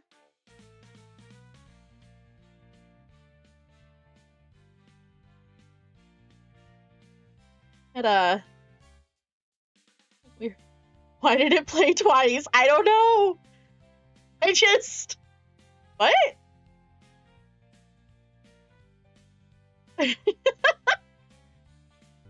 Alright. Oh, it's just my mug cake. I think it's almost done. I feel like it's about to explode. Yep. A sudden flash of light burst from the microwave, followed by a puff of smoke. Turn it off! Turn it off! I did. The microwave clicked off just as the sparks began to fade. The smoke alarm blared overhead. A small cloud of flour burst into the air, white dust coating everything. The mug had shattered inside the microwave. Chunks of glass and half-baked cupcakes splattered across the counter and floor. She really did it. She just nuked the club. Please tell me you didn't. She just nuked a club. Watch a microwave explode. I forgot the fork was in the mug. I'm so sorry. Oh, Daisy. Oh no. Daisy panicked, tears pricking at the corner in the corner of her eyes. All right, no one panic. Everyone's okay, right? No cuts, no burns? Am I dead? Hey, Aurora, cut that out now. That's not funny at all. Daisy is terrified enough. Isabella's giving the most phatic, bombastic side-eye at left fork in mug. Yeah, no, she definitely has to be. Okay. Can you grab Daisy and just step outside for a sec? I'll handle the glass and mess. Yeah, sure. Come on, Daisy. Quickly, you ushered a frantic Daisy into the hallway. Daisy rubbed her eyes, trying not to cry. I messed everything up already. Everyone probably thinks I'm an idiot.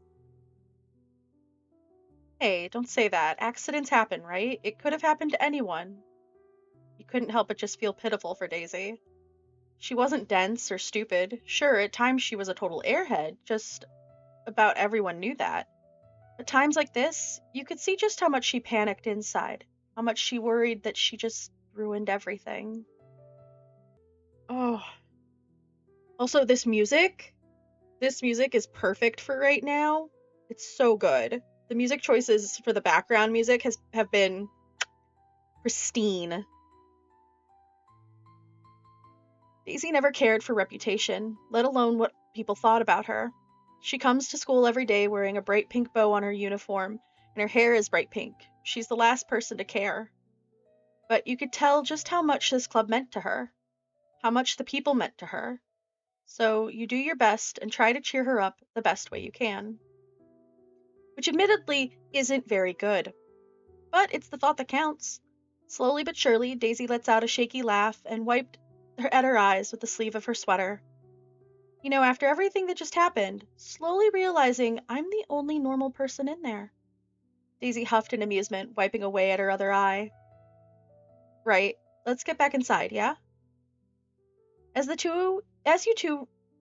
you two re-entered the room, you find Isabella already leading a cleanup effort. Good. Perfect timing. Grab a broom and some towels if you may please. Evelyn is handling the glass, but there's still flour everywhere.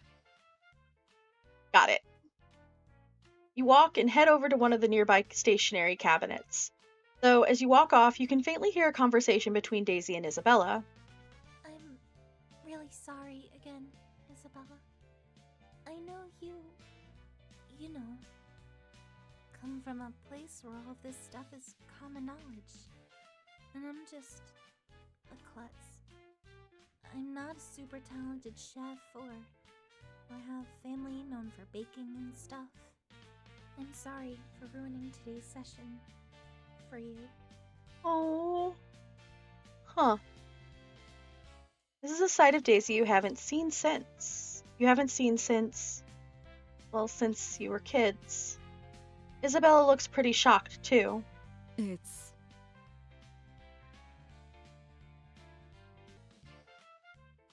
It's fine. You're rather lucky, though, that I've had years of practice cleaning kitchen disasters. Somebody else's? Or your own? Don't push it. Isabella pauses just for a moment. Just be more careful next time, all right? I will. Promise. You three work together, sweeping, scrubbing, and laughing through the mess. Isabella even cracked a faint smile when Daisy sneezed into a cloud of flour. You two are... Isabella huffed, her lips creasing to a brief smile. You two are unbelievable. Aww. Ah, but look, insufferable yet effective. No more flour in sight. Aside from what Daisy sneezed everywhere. Meanwhile, Akemi had finally re-entered the clubroom, slightly out of breath. I went to the office. Mr. K was not there, but I left a message. They say he's around somewhere. Thanks, Akemi. Hopefully, he catches that note. Well, this is what I get for saying no stress, huh? Yeah, you did jinx us, didn't you? Totally did.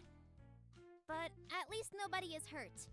And the room is mostly intact. That's a pretty good darn win in my books.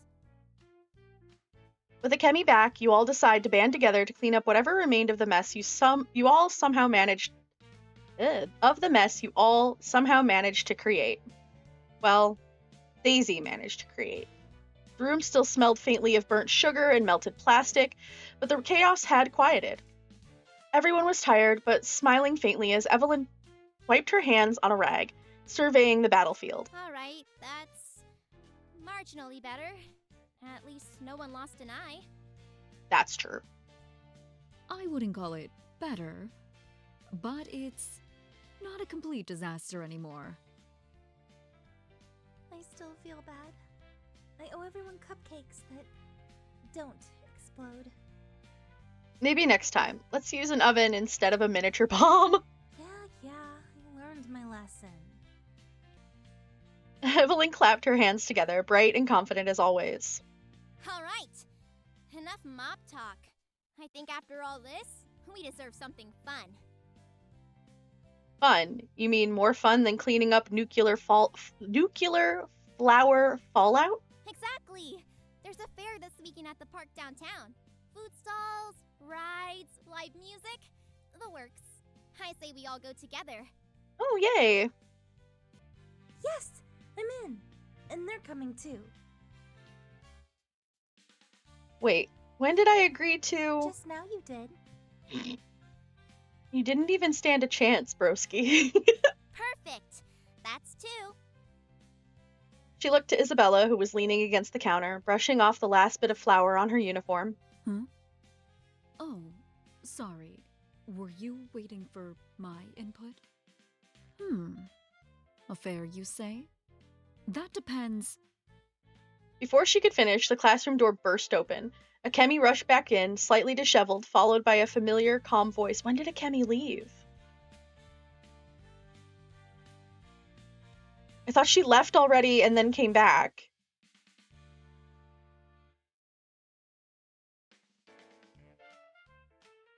I guess she left again?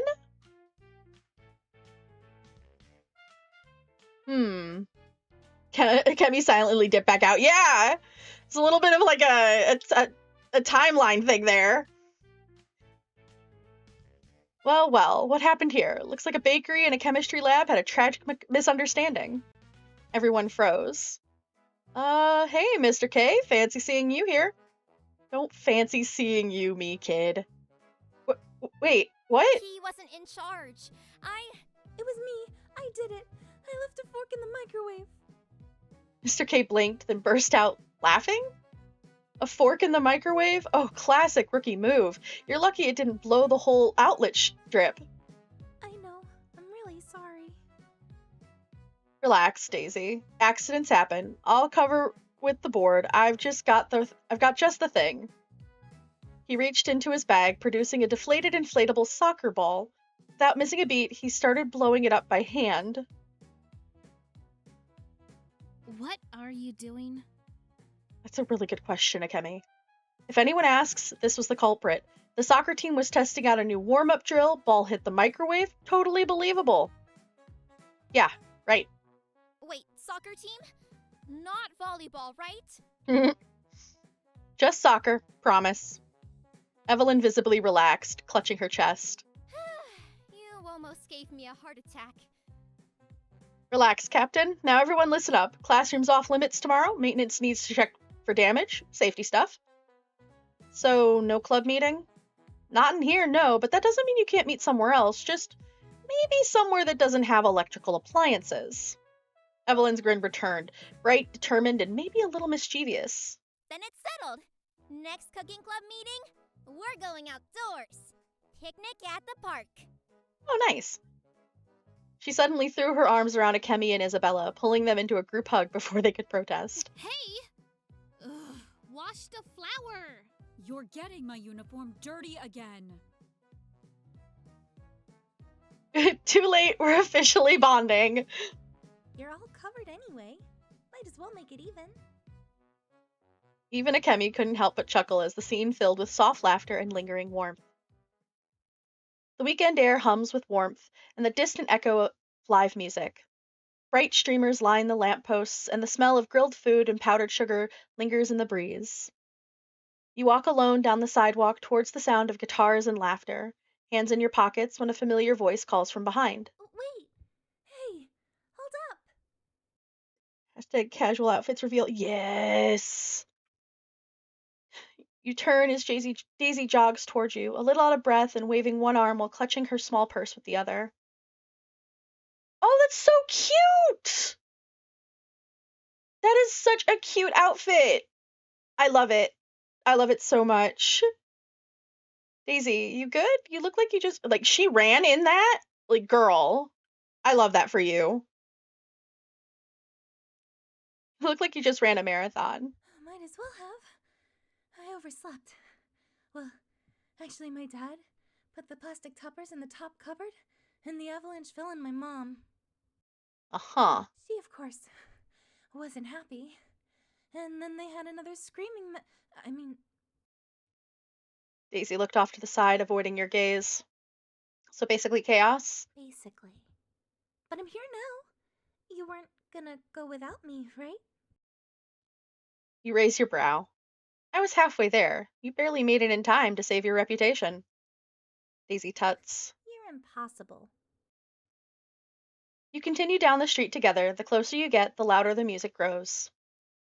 A small stage has been set up in the park square, a local band playing upbeat indie tunes as people mill around, laughing and chatting over snacks and lemonade. You turn back to see a speechless Daisy. Whoa. This looks way cooler than I expected. Yeah, Evelyn mentioned it'd be small and chill, but this is more like a festival. You weave through the crowd, stopping near a line of colorful food trucks. A few tables have been set up, and at one of them, Evelyn waves enthusiastically, next to a regally seated Isabella. Oi! Over here! You two took long enough. Sorry. Oh, I like that she's still wearing her, Family emergency. what is clearly a uniform top from volleyball. Oh, with the jacket over it. I love that. I see. At least you made it before Evelyn started recruiting strangers again. And a very smart outfit for Isabella. There is this one really cool looking kid with his family's food truck. How is that not cooking club material? Oh, it does! I love that. That's such a cute little nod. She's gonna have a whole army of club members by the end of the semester. Isn't that what you want for a club? Hey, can you blame me? Look at this vibe. Food, music, sunlight. If this doesn't scream cooking club energy, I don't know what does. Evelyn gestures to a nearby booth where people are tossing horseshoes, another group playing volleyball in a sandy corner of the park. We've got games too. Who's feeling competitive? I'm not sure I'm suited for outdoor sports. He'll be fine. I'll carry us. Just like I carry the club roster. Bold words for someone who almost got hit by a flying spatula last week. As she should. That was an accident. But all of their outfits so far have been super cute. I can't wait to see Akemi's. The girls all laugh. Daisy's laughter is bright and open. Isabella's is more restrained but genuine. For a moment, everything feels easy. Still, one thing nags at the back of your mind. Akemi isn't here yet. Evelyn seems to notice too, but forces a smile, hands on her hips. Where's Akemi? She probably just got caught up with something. Let's not worry about it. We can text her later. Yeah, I bet she's fine. Probably just grabbing sketch supplies or something. Or avoiding this noise entirely. I wouldn't blame her. Well, she'll miss out. Let's enjoy this while we can. Sounds like a plan to me. Daisy excitedly ran towards the volleyball clique. I suppose I'll find something to do. Isabella's steps were swift and graceful as she faded from view. Before I do anything, I'm hungry. Evelyn turned to a nearby food truck. The girls all seemed to have different things they wanted to do. You can probably squeeze in some quality time with one or two. What will you do? Pick carefully. You might just learn a thing or two about your love interest, and you can only spend time with two certain people. With two options. Best get picking. I could eat a horse, or is Isabella playing horseshoes? We know where we're going. No one is surprised. None of you. I do like how both things have to do with horses. I think that's hilarious. I do like that is good. That is good. Words. All right. So is Isabella playing horseshoes? Sound of chatter and laughter fades as you wander away from the busier section of the gathering. You turn a corner and spot Isabella standing near a small patch of dirt, quietly tossing a horseshoe towards a wooden stake. Clink. It missed by a few inches. She sighs and softly picks up another one. Didn't peg you as the type to play carnival games alone. Isabella's back straightened, and she glanced back at you with cold eyes. And yet, here you are, doing exactly that, aren't you? Touché. Guess we're both guilty. You step closer, picking up one of the stray horseshoes near the fence. Mind if I join you? As long as you can aim. I'd hate to lose to someone unqualified. Oh, don't worry. I've been training my whole life for this moment. That doesn't sound reassuring. You toss the horseshoe. It lands neatly around the stake with a clink. Heh, beginner's luck.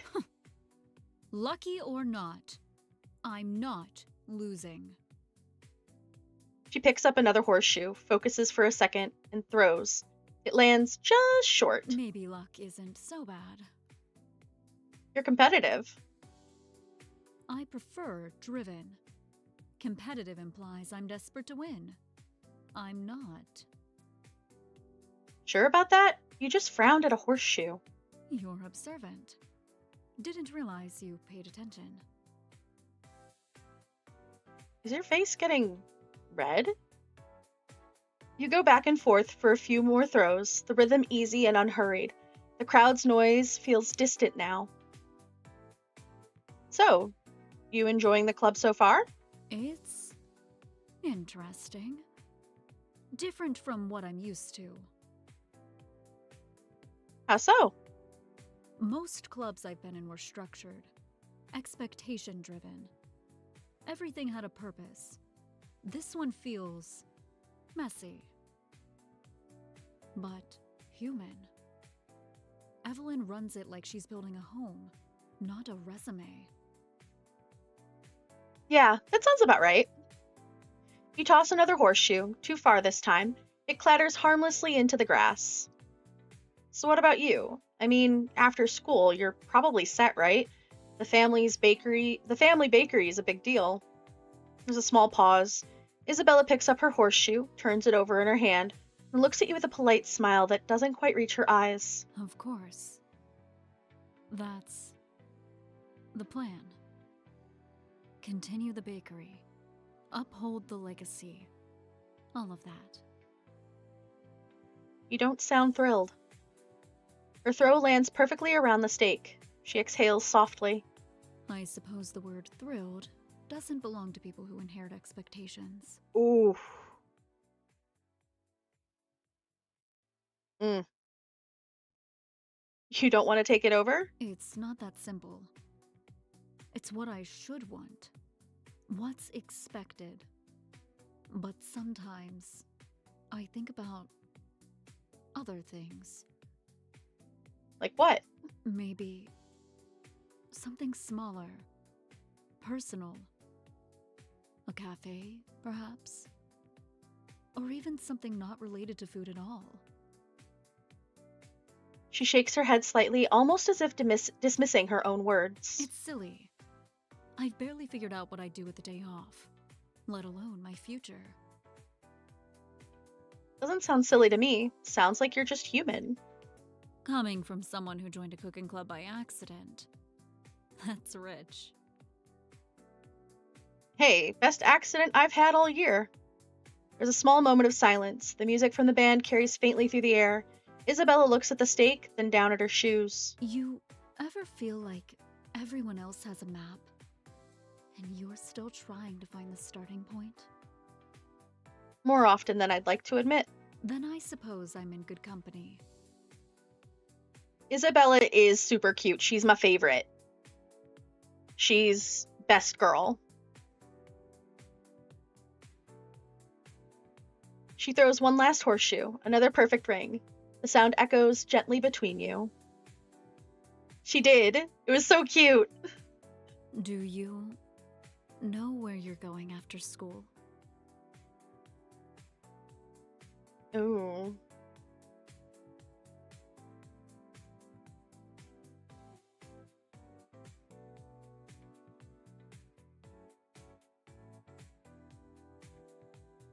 Also fun how the second choice is between your best friend and who you've presumably spent the most time with, and the one you've seen the least so far, right? Not exactly sure. I do. I've been putting that off for later. That thought off for later. That sounds more like me. Don't leave it too late, I suppose. Clink. That's 2 for me. You owe me a snack from one of those food trucks. I'm broke. I'll let you off the hook this time. And thank you for the company. Yeah. Anytime. You walk back. Isabella will remember this. Yes. You walk back, glancing behind to get a rare glimpse of the faint smile on Isabella's face. It's barely noticeable, but it's there. Thank you for the company. Bonded with Isabella over horseshoes. Nice. It was a fun experience. You start wondering how the rest of this evening will go. Where to next? Actually, where is Daisy? I'll listen to the band and chill. Oh, this is hard. I think I'm gonna go with Daisy. If only for the fact that I got a little bit of Akemi's in the prologue story that we got to read. So I'm really interested in what Daisy is doing now. Based on what we knew from her prologue chapters. She's probably not doing so hot. And I feel like we might find out more there. So I'm going to go with Daisy in this run. Took you 5 minutes to decide. Oh my goodness. So yeah. I mean, I get it. It's a hard decision because both of them are it's a hard decision for me because both of them are super interesting characters, and I want to know more about Akemi and what she's going through. Oh, I just hit my mic. Akemi and what she's going through, and maybe we learn more about the illness she's dealing with. And so I'm really interested about that. But again, because we got that little touch of it in the preview chapters, I am going to go with Daisy just because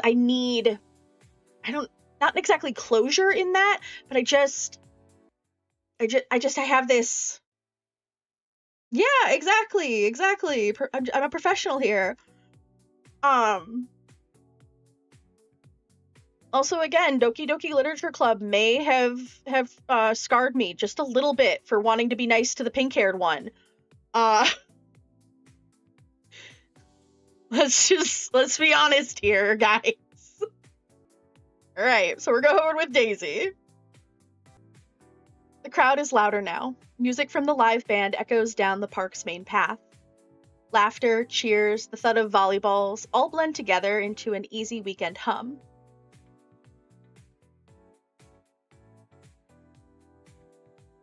You weave through the crowd, glancing around for Daisy. You spot her a few yards away, standing off to the side of the volleyball court. Not playing, not cheering, just watching. Her hands are clasped behind her back, eyes tracing the quick movements of the players as they shout and laugh in sync. Like a well-oiled team. A family, almost. Oh boy. This is gonna hurt. You walk over quietly and lean against a tree beside her. Not joining in? Nah, didn't feel like interrupting their rhythm. Also, that's just not an outfit you play volleyball in. Just gonna be real honest there. You? Interrupting? You'd fit right in. Maybe. But sometimes it's nicer to just watch, you know? The wind rustles the leaves above you two. For a few moments, no one speaks. The team on the court laughs as someone misses an easy serve. You okay? Yeah. Just thinking. That usually means no. Oh no, the music stopped. Okay, it came back. Ha! Daisy glances at you, her usual spark dulled. She hesitates before speaking. It's my parents. What about them? She takes a slow breath, eyes following the ball as it arcs through the air. I think they're getting divorced. The sound of the crowd fades from your mind. You straighten slightly. Oh, Daisy, It's been like this for years. Ever since we were kids. You probably noticed, right? Oh, I wasn't expecting a scene change like this. Is this a hint to one of the CGs that we're gonna get?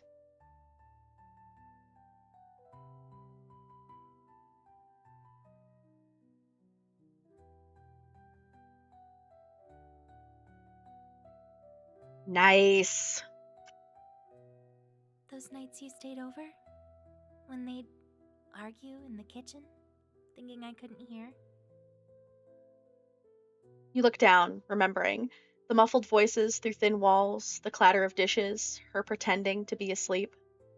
Yeah, I remember. I thought maybe they'd figure it out. Maybe they'd remember why they liked each other. But lately, it's just silence. Not even fighting anymore. Just quiet. Like there's nothing left to say. Mm-mm.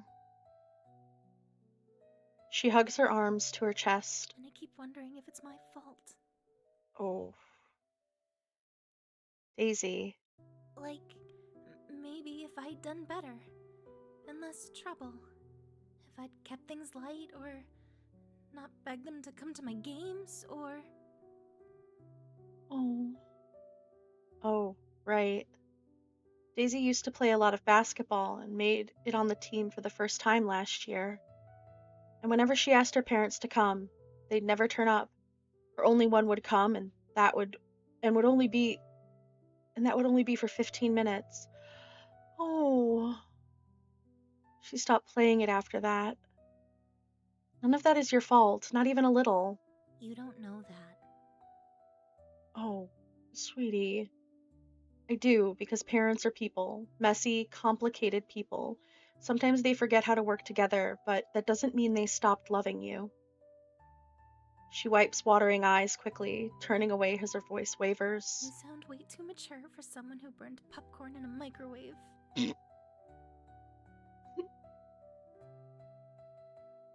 Ouch! That was you, actually. I tried to tell you the popcorn butter was never right. Right. Sorry. Big feelings make me deflect. I get you. It's fine. I'm fluent in daisy deflection. That earns a small laugh from her, soft but real. She leans against the tree beside you, shoulders relaxing a little. You think they'll be okay?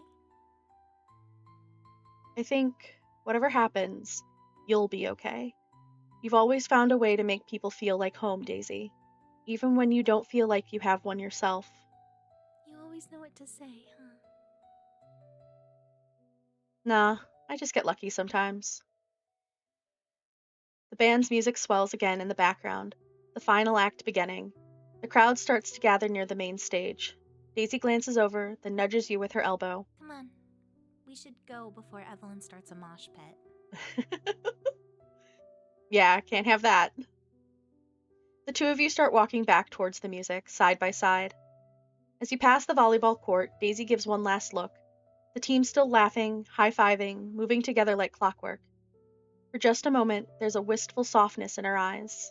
They really do feel like a family, huh? Maybe one day we'll get there too.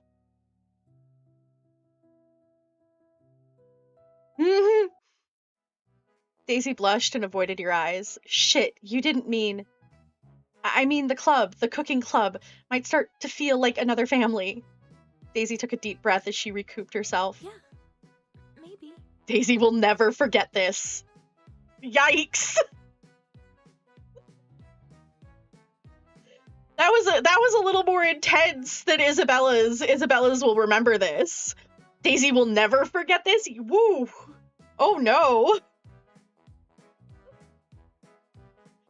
Maybe one day we'll get there too. Cheered Daisy up. Oh, that's a cute achievement. You guys disappeared into the crowd as the music swells. Bright lights flickering through the trees. The day carries on. But something between you feels a little stronger than before as you spot Evelyn, Isabella, and Akemi jamming out to the band. The late evening sun dipped below the line of food trucks and vendor tents, painting everything in gold and rose. A small indie band played on a temporary stage. The field buzzed with chatter and laughter. Couples sway, kids darted between picnic baskets, and the smell of grilled food lingered in the breeze. For once, it felt like the world had slowed down just for them.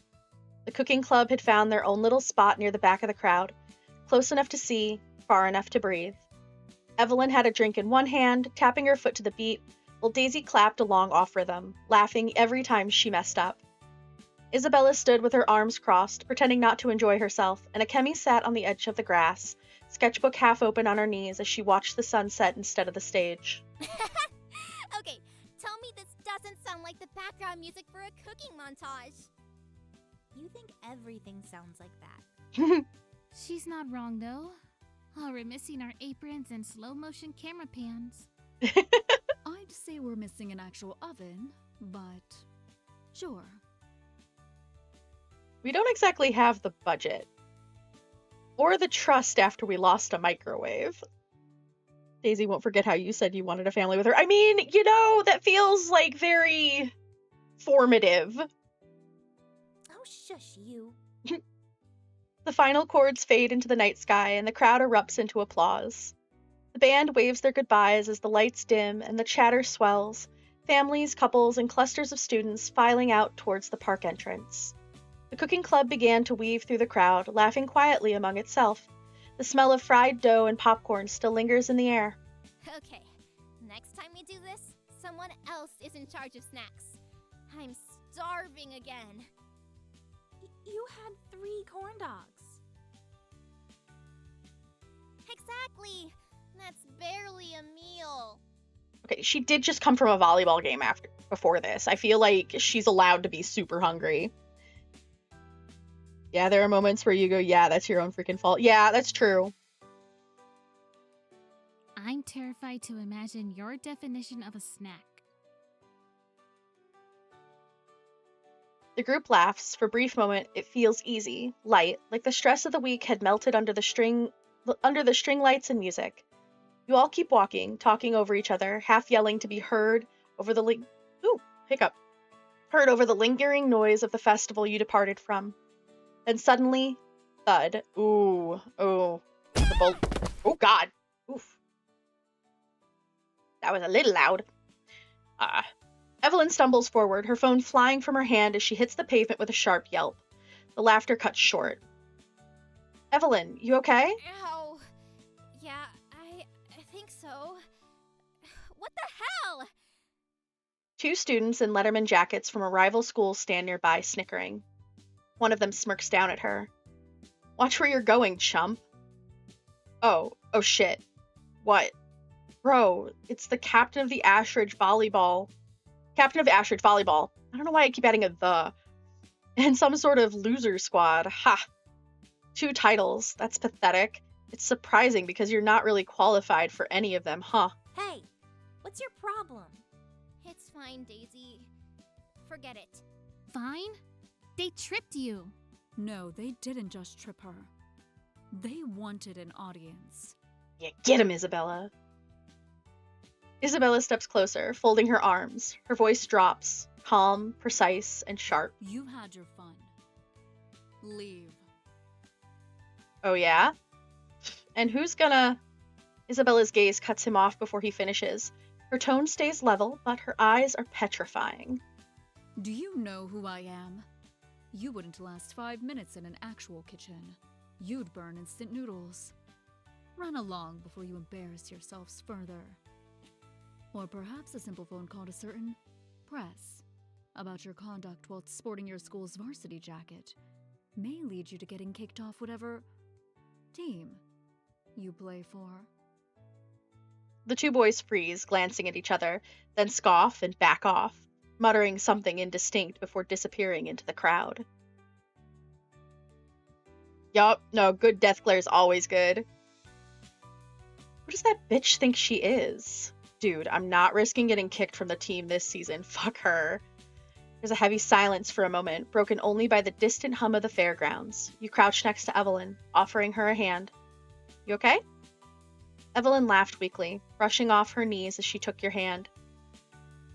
People like that make me so mad. You didn't deserve that. It's fine, really. I've dealt with worse. Doesn't mean you should have to.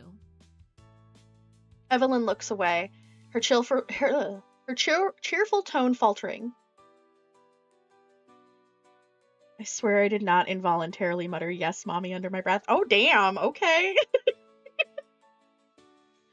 For the first time tonight, her voice sounds small.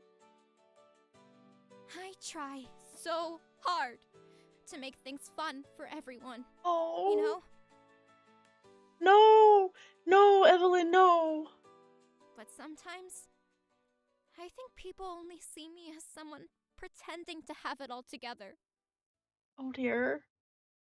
The group goes quiet. The glow from the streetlight flickers across her expression, half smile, half something tired. For what it's worth, we see you.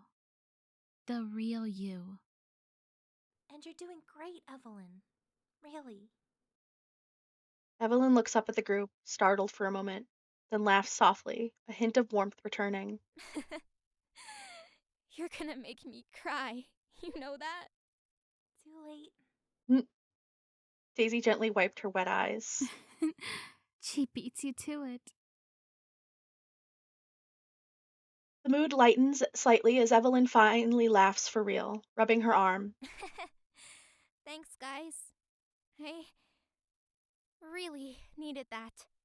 Let's get you home, before you attract any more admirers. Aw, you do care, Izzy. Yes. I have a feeling Isabella's gonna be like, don't. Okay, alright.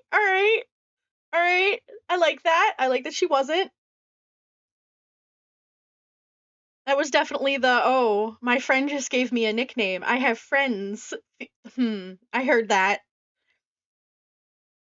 Nobody says much for a while, but the silence isn't heavy anymore. Just thoughtful, connected. For the first time, it feels like you're not just a club. You're a team. A family.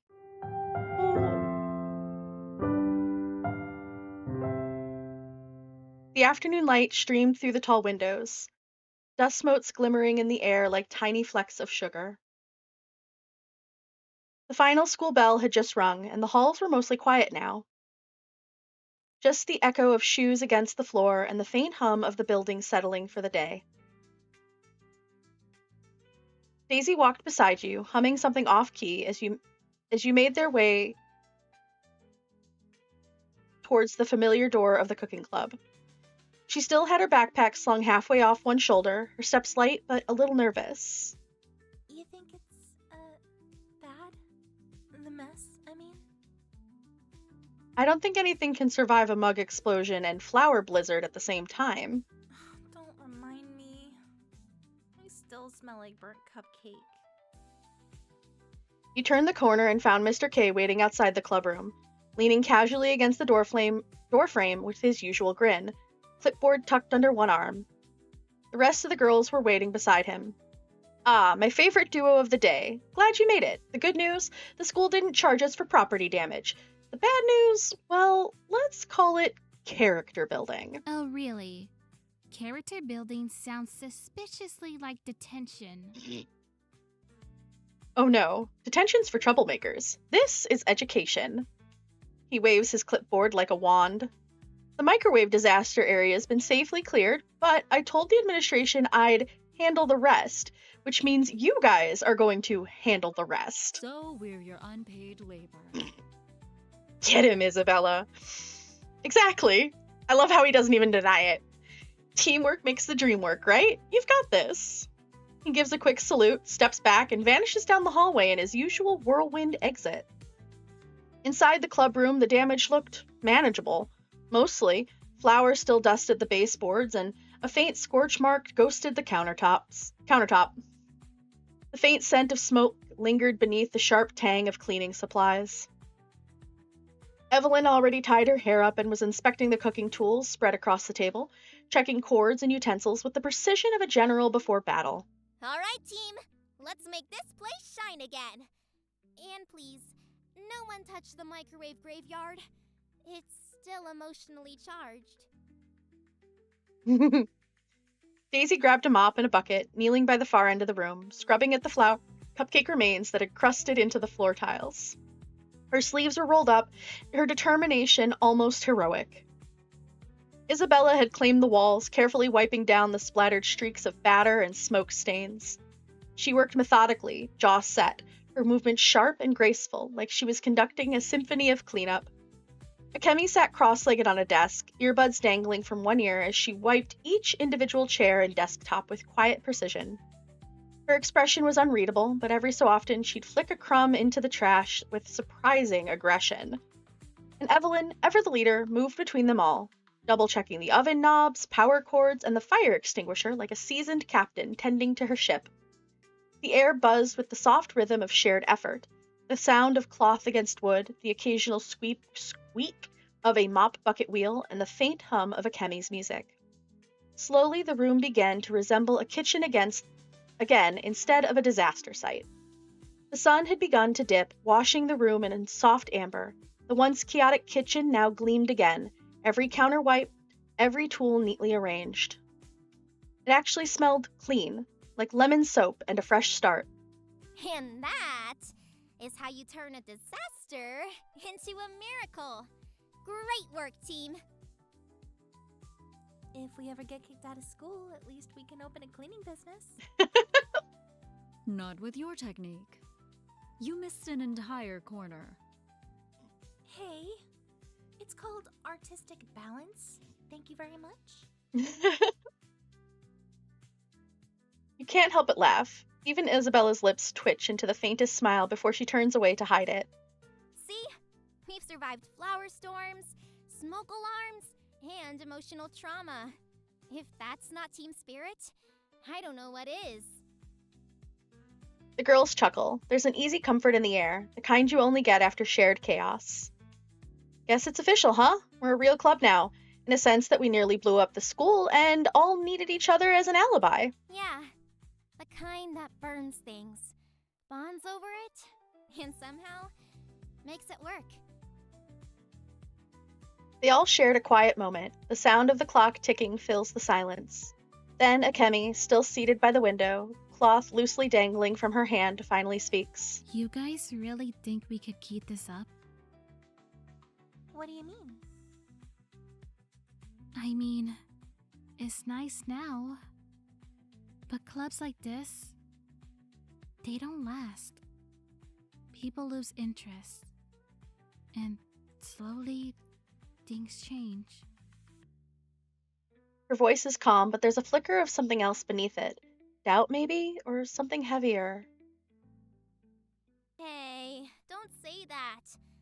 We've got something good here. I can feel it. Yeah, maybe. She goes back to wiping the same spotless spot on the desk, her reflection caught in the fading light. The others resume chatting, lighthearted, carefree, but Akemi doesn't join in again. As laughter fills the room, you glance towards Akemi. She's quiet, her expression unreadable, as she stares at the half-finished Cooking Club Recipes for Success poster on the wall. You guys really think we can keep this up? What did she mean by that? Ooh, interesting. The sunlight fades to a gentle dusk, the orange glow slipping away. Something about her silence sticks with you. Something that doesn't feel right. Something worrying. Oh. Because every perfect moment has a crack. Some just take longer to show. Every perfect. Oh my god.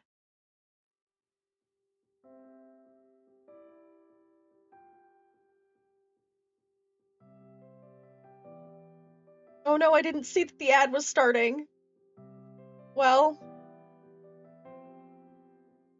I can't stop the credits. So we're just gonna power through.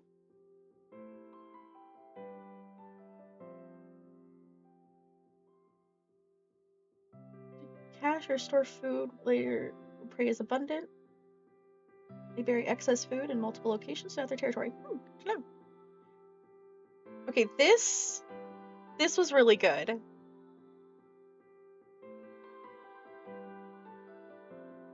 I am so happy with this first chapter.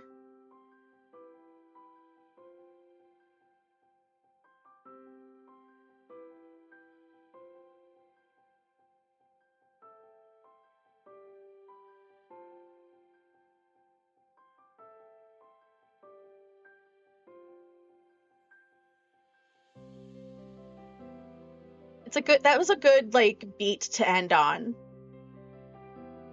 It's just enough that you want to like continue. Like you want more. Like that you need the please give me more. The cliffhanger. There we go. I couldn't think of the words. The cliffhanger there is good.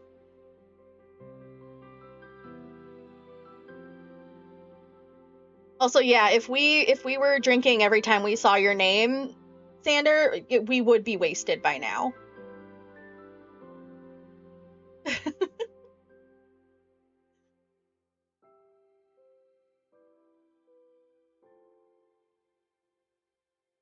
Fireball shots, here I come. Oh no.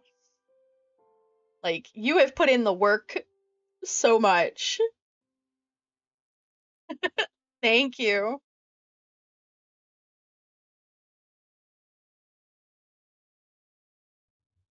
Oh.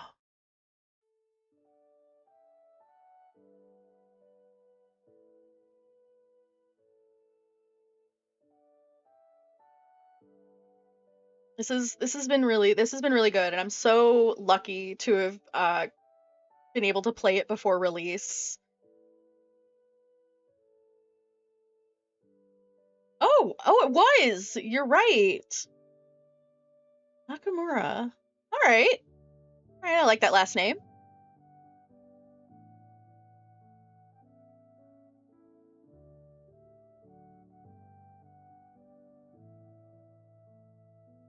I can't wait for chapter 2. So when is that coming out?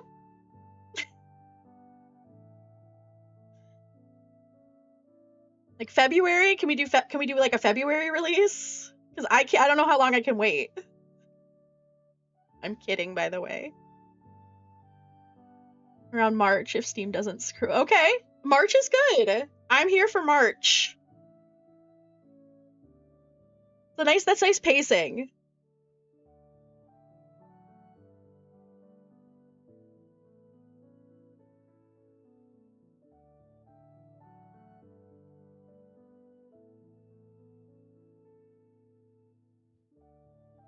And when the next chapter comes out, when that chapter comes out, this will just basically update, I assume, with the next chapter available.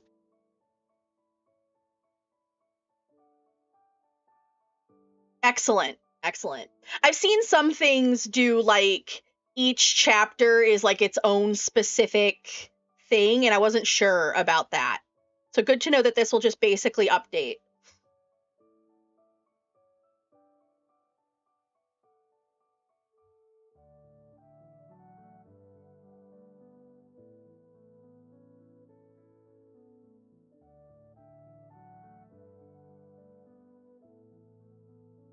Pixabay is so good for content stuff.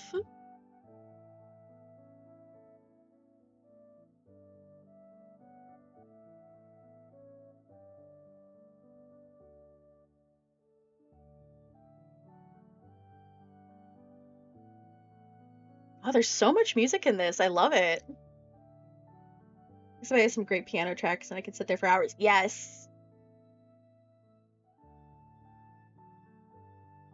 I went through it for some time looking for music, not only for like my stream stuff, but also YouTube and all of that. I have like a whole just section of this is free music I can use should I need it. Ethan for being Studio Z's #1 supporter, or so his dad said. Aww, that's so cute. Really Matters special premiere event. Urban Meadows for inspiring development of the cooking club after the team got a taste of Verlu game lunchtime. We think she cried seeing her name Easter egg in the game. We're not sorry. Welcome to the family. Oh, you're gonna make me cry again. No.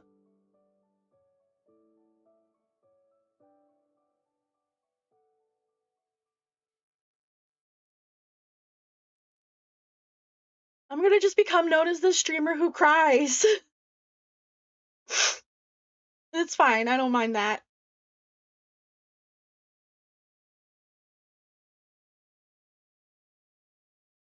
I'm not gonna lie. I love the we don't use AI note here. So good. So good.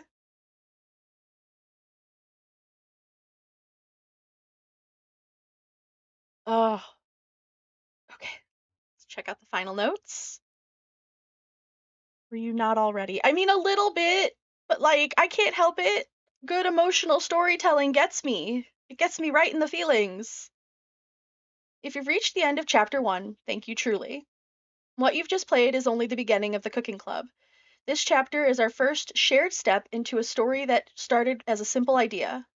A place where people come together, cook something warm, and maybe find a little comfort along the way. Every scene, every line, every note of music in this chapter was made with care, late nights, and a lot of heart. Seeing you here means more to us than we can properly put into words. The Cooking Club will continue to grow. We'll be updating the game regularly with new chapters, improvements, and extra moments we can't wait to share with you. Your feedback, support, and enthusiasm directly shape what this game becomes. If you'd like to be a part of that journey, we'd love to have you with us. Join our Discord to get development updates, chat with the team, and connect with other players. And I cannot copy that, but I will. Wait, I might be able to actually. No. Okay, I cannot copy that, but I will.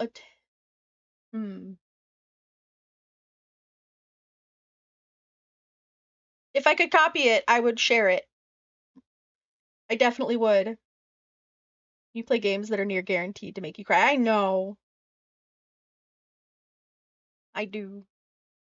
We're also currently running a Kickstarter to help bring special CG scenes to life, which I still have tagged in the chat, guys. So if you want to help bring that to life, please do check it out. It's got about 8 days left.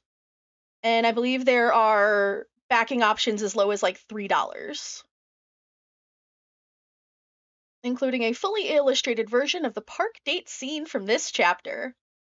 If that moment meant something to you, we'd be incredibly grateful if you could look and consider supporting it.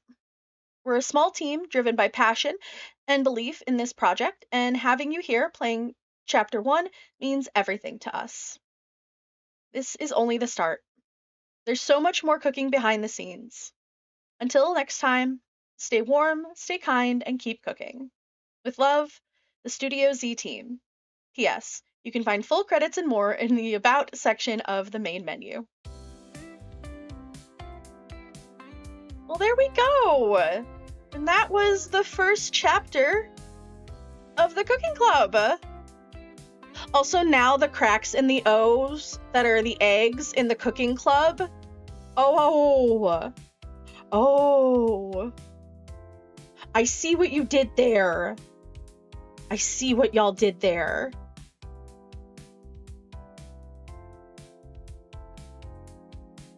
clever. Oh my gosh, I cannot wait. I cannot wait. This is so good. You guys, everything perfect. Thank you so much. Thank you so much, Zander, for doing all of this and basically being like the backbone of this. Kotaro, Jade, if you're still in here, thank you for the voice acting. Like, anybody who's here that's part of the team, just absolutely thank you for everything that you've done. This is amazing, and I am so happy to be a part of it and to be able to share this with my community and everybody else who will see the things I post later. Because I do have to, I basically am going to go eat dinner and then spend the rest of my night editing. Hopefully I'll have it up tonight. If not, I'll have it up by Thursday? I don't know. I might spend my New Year's Eve editing. We'll see. I'm going to try to get it up as quickly as possible so that it can be shared with the Kickstarter. That is my goal.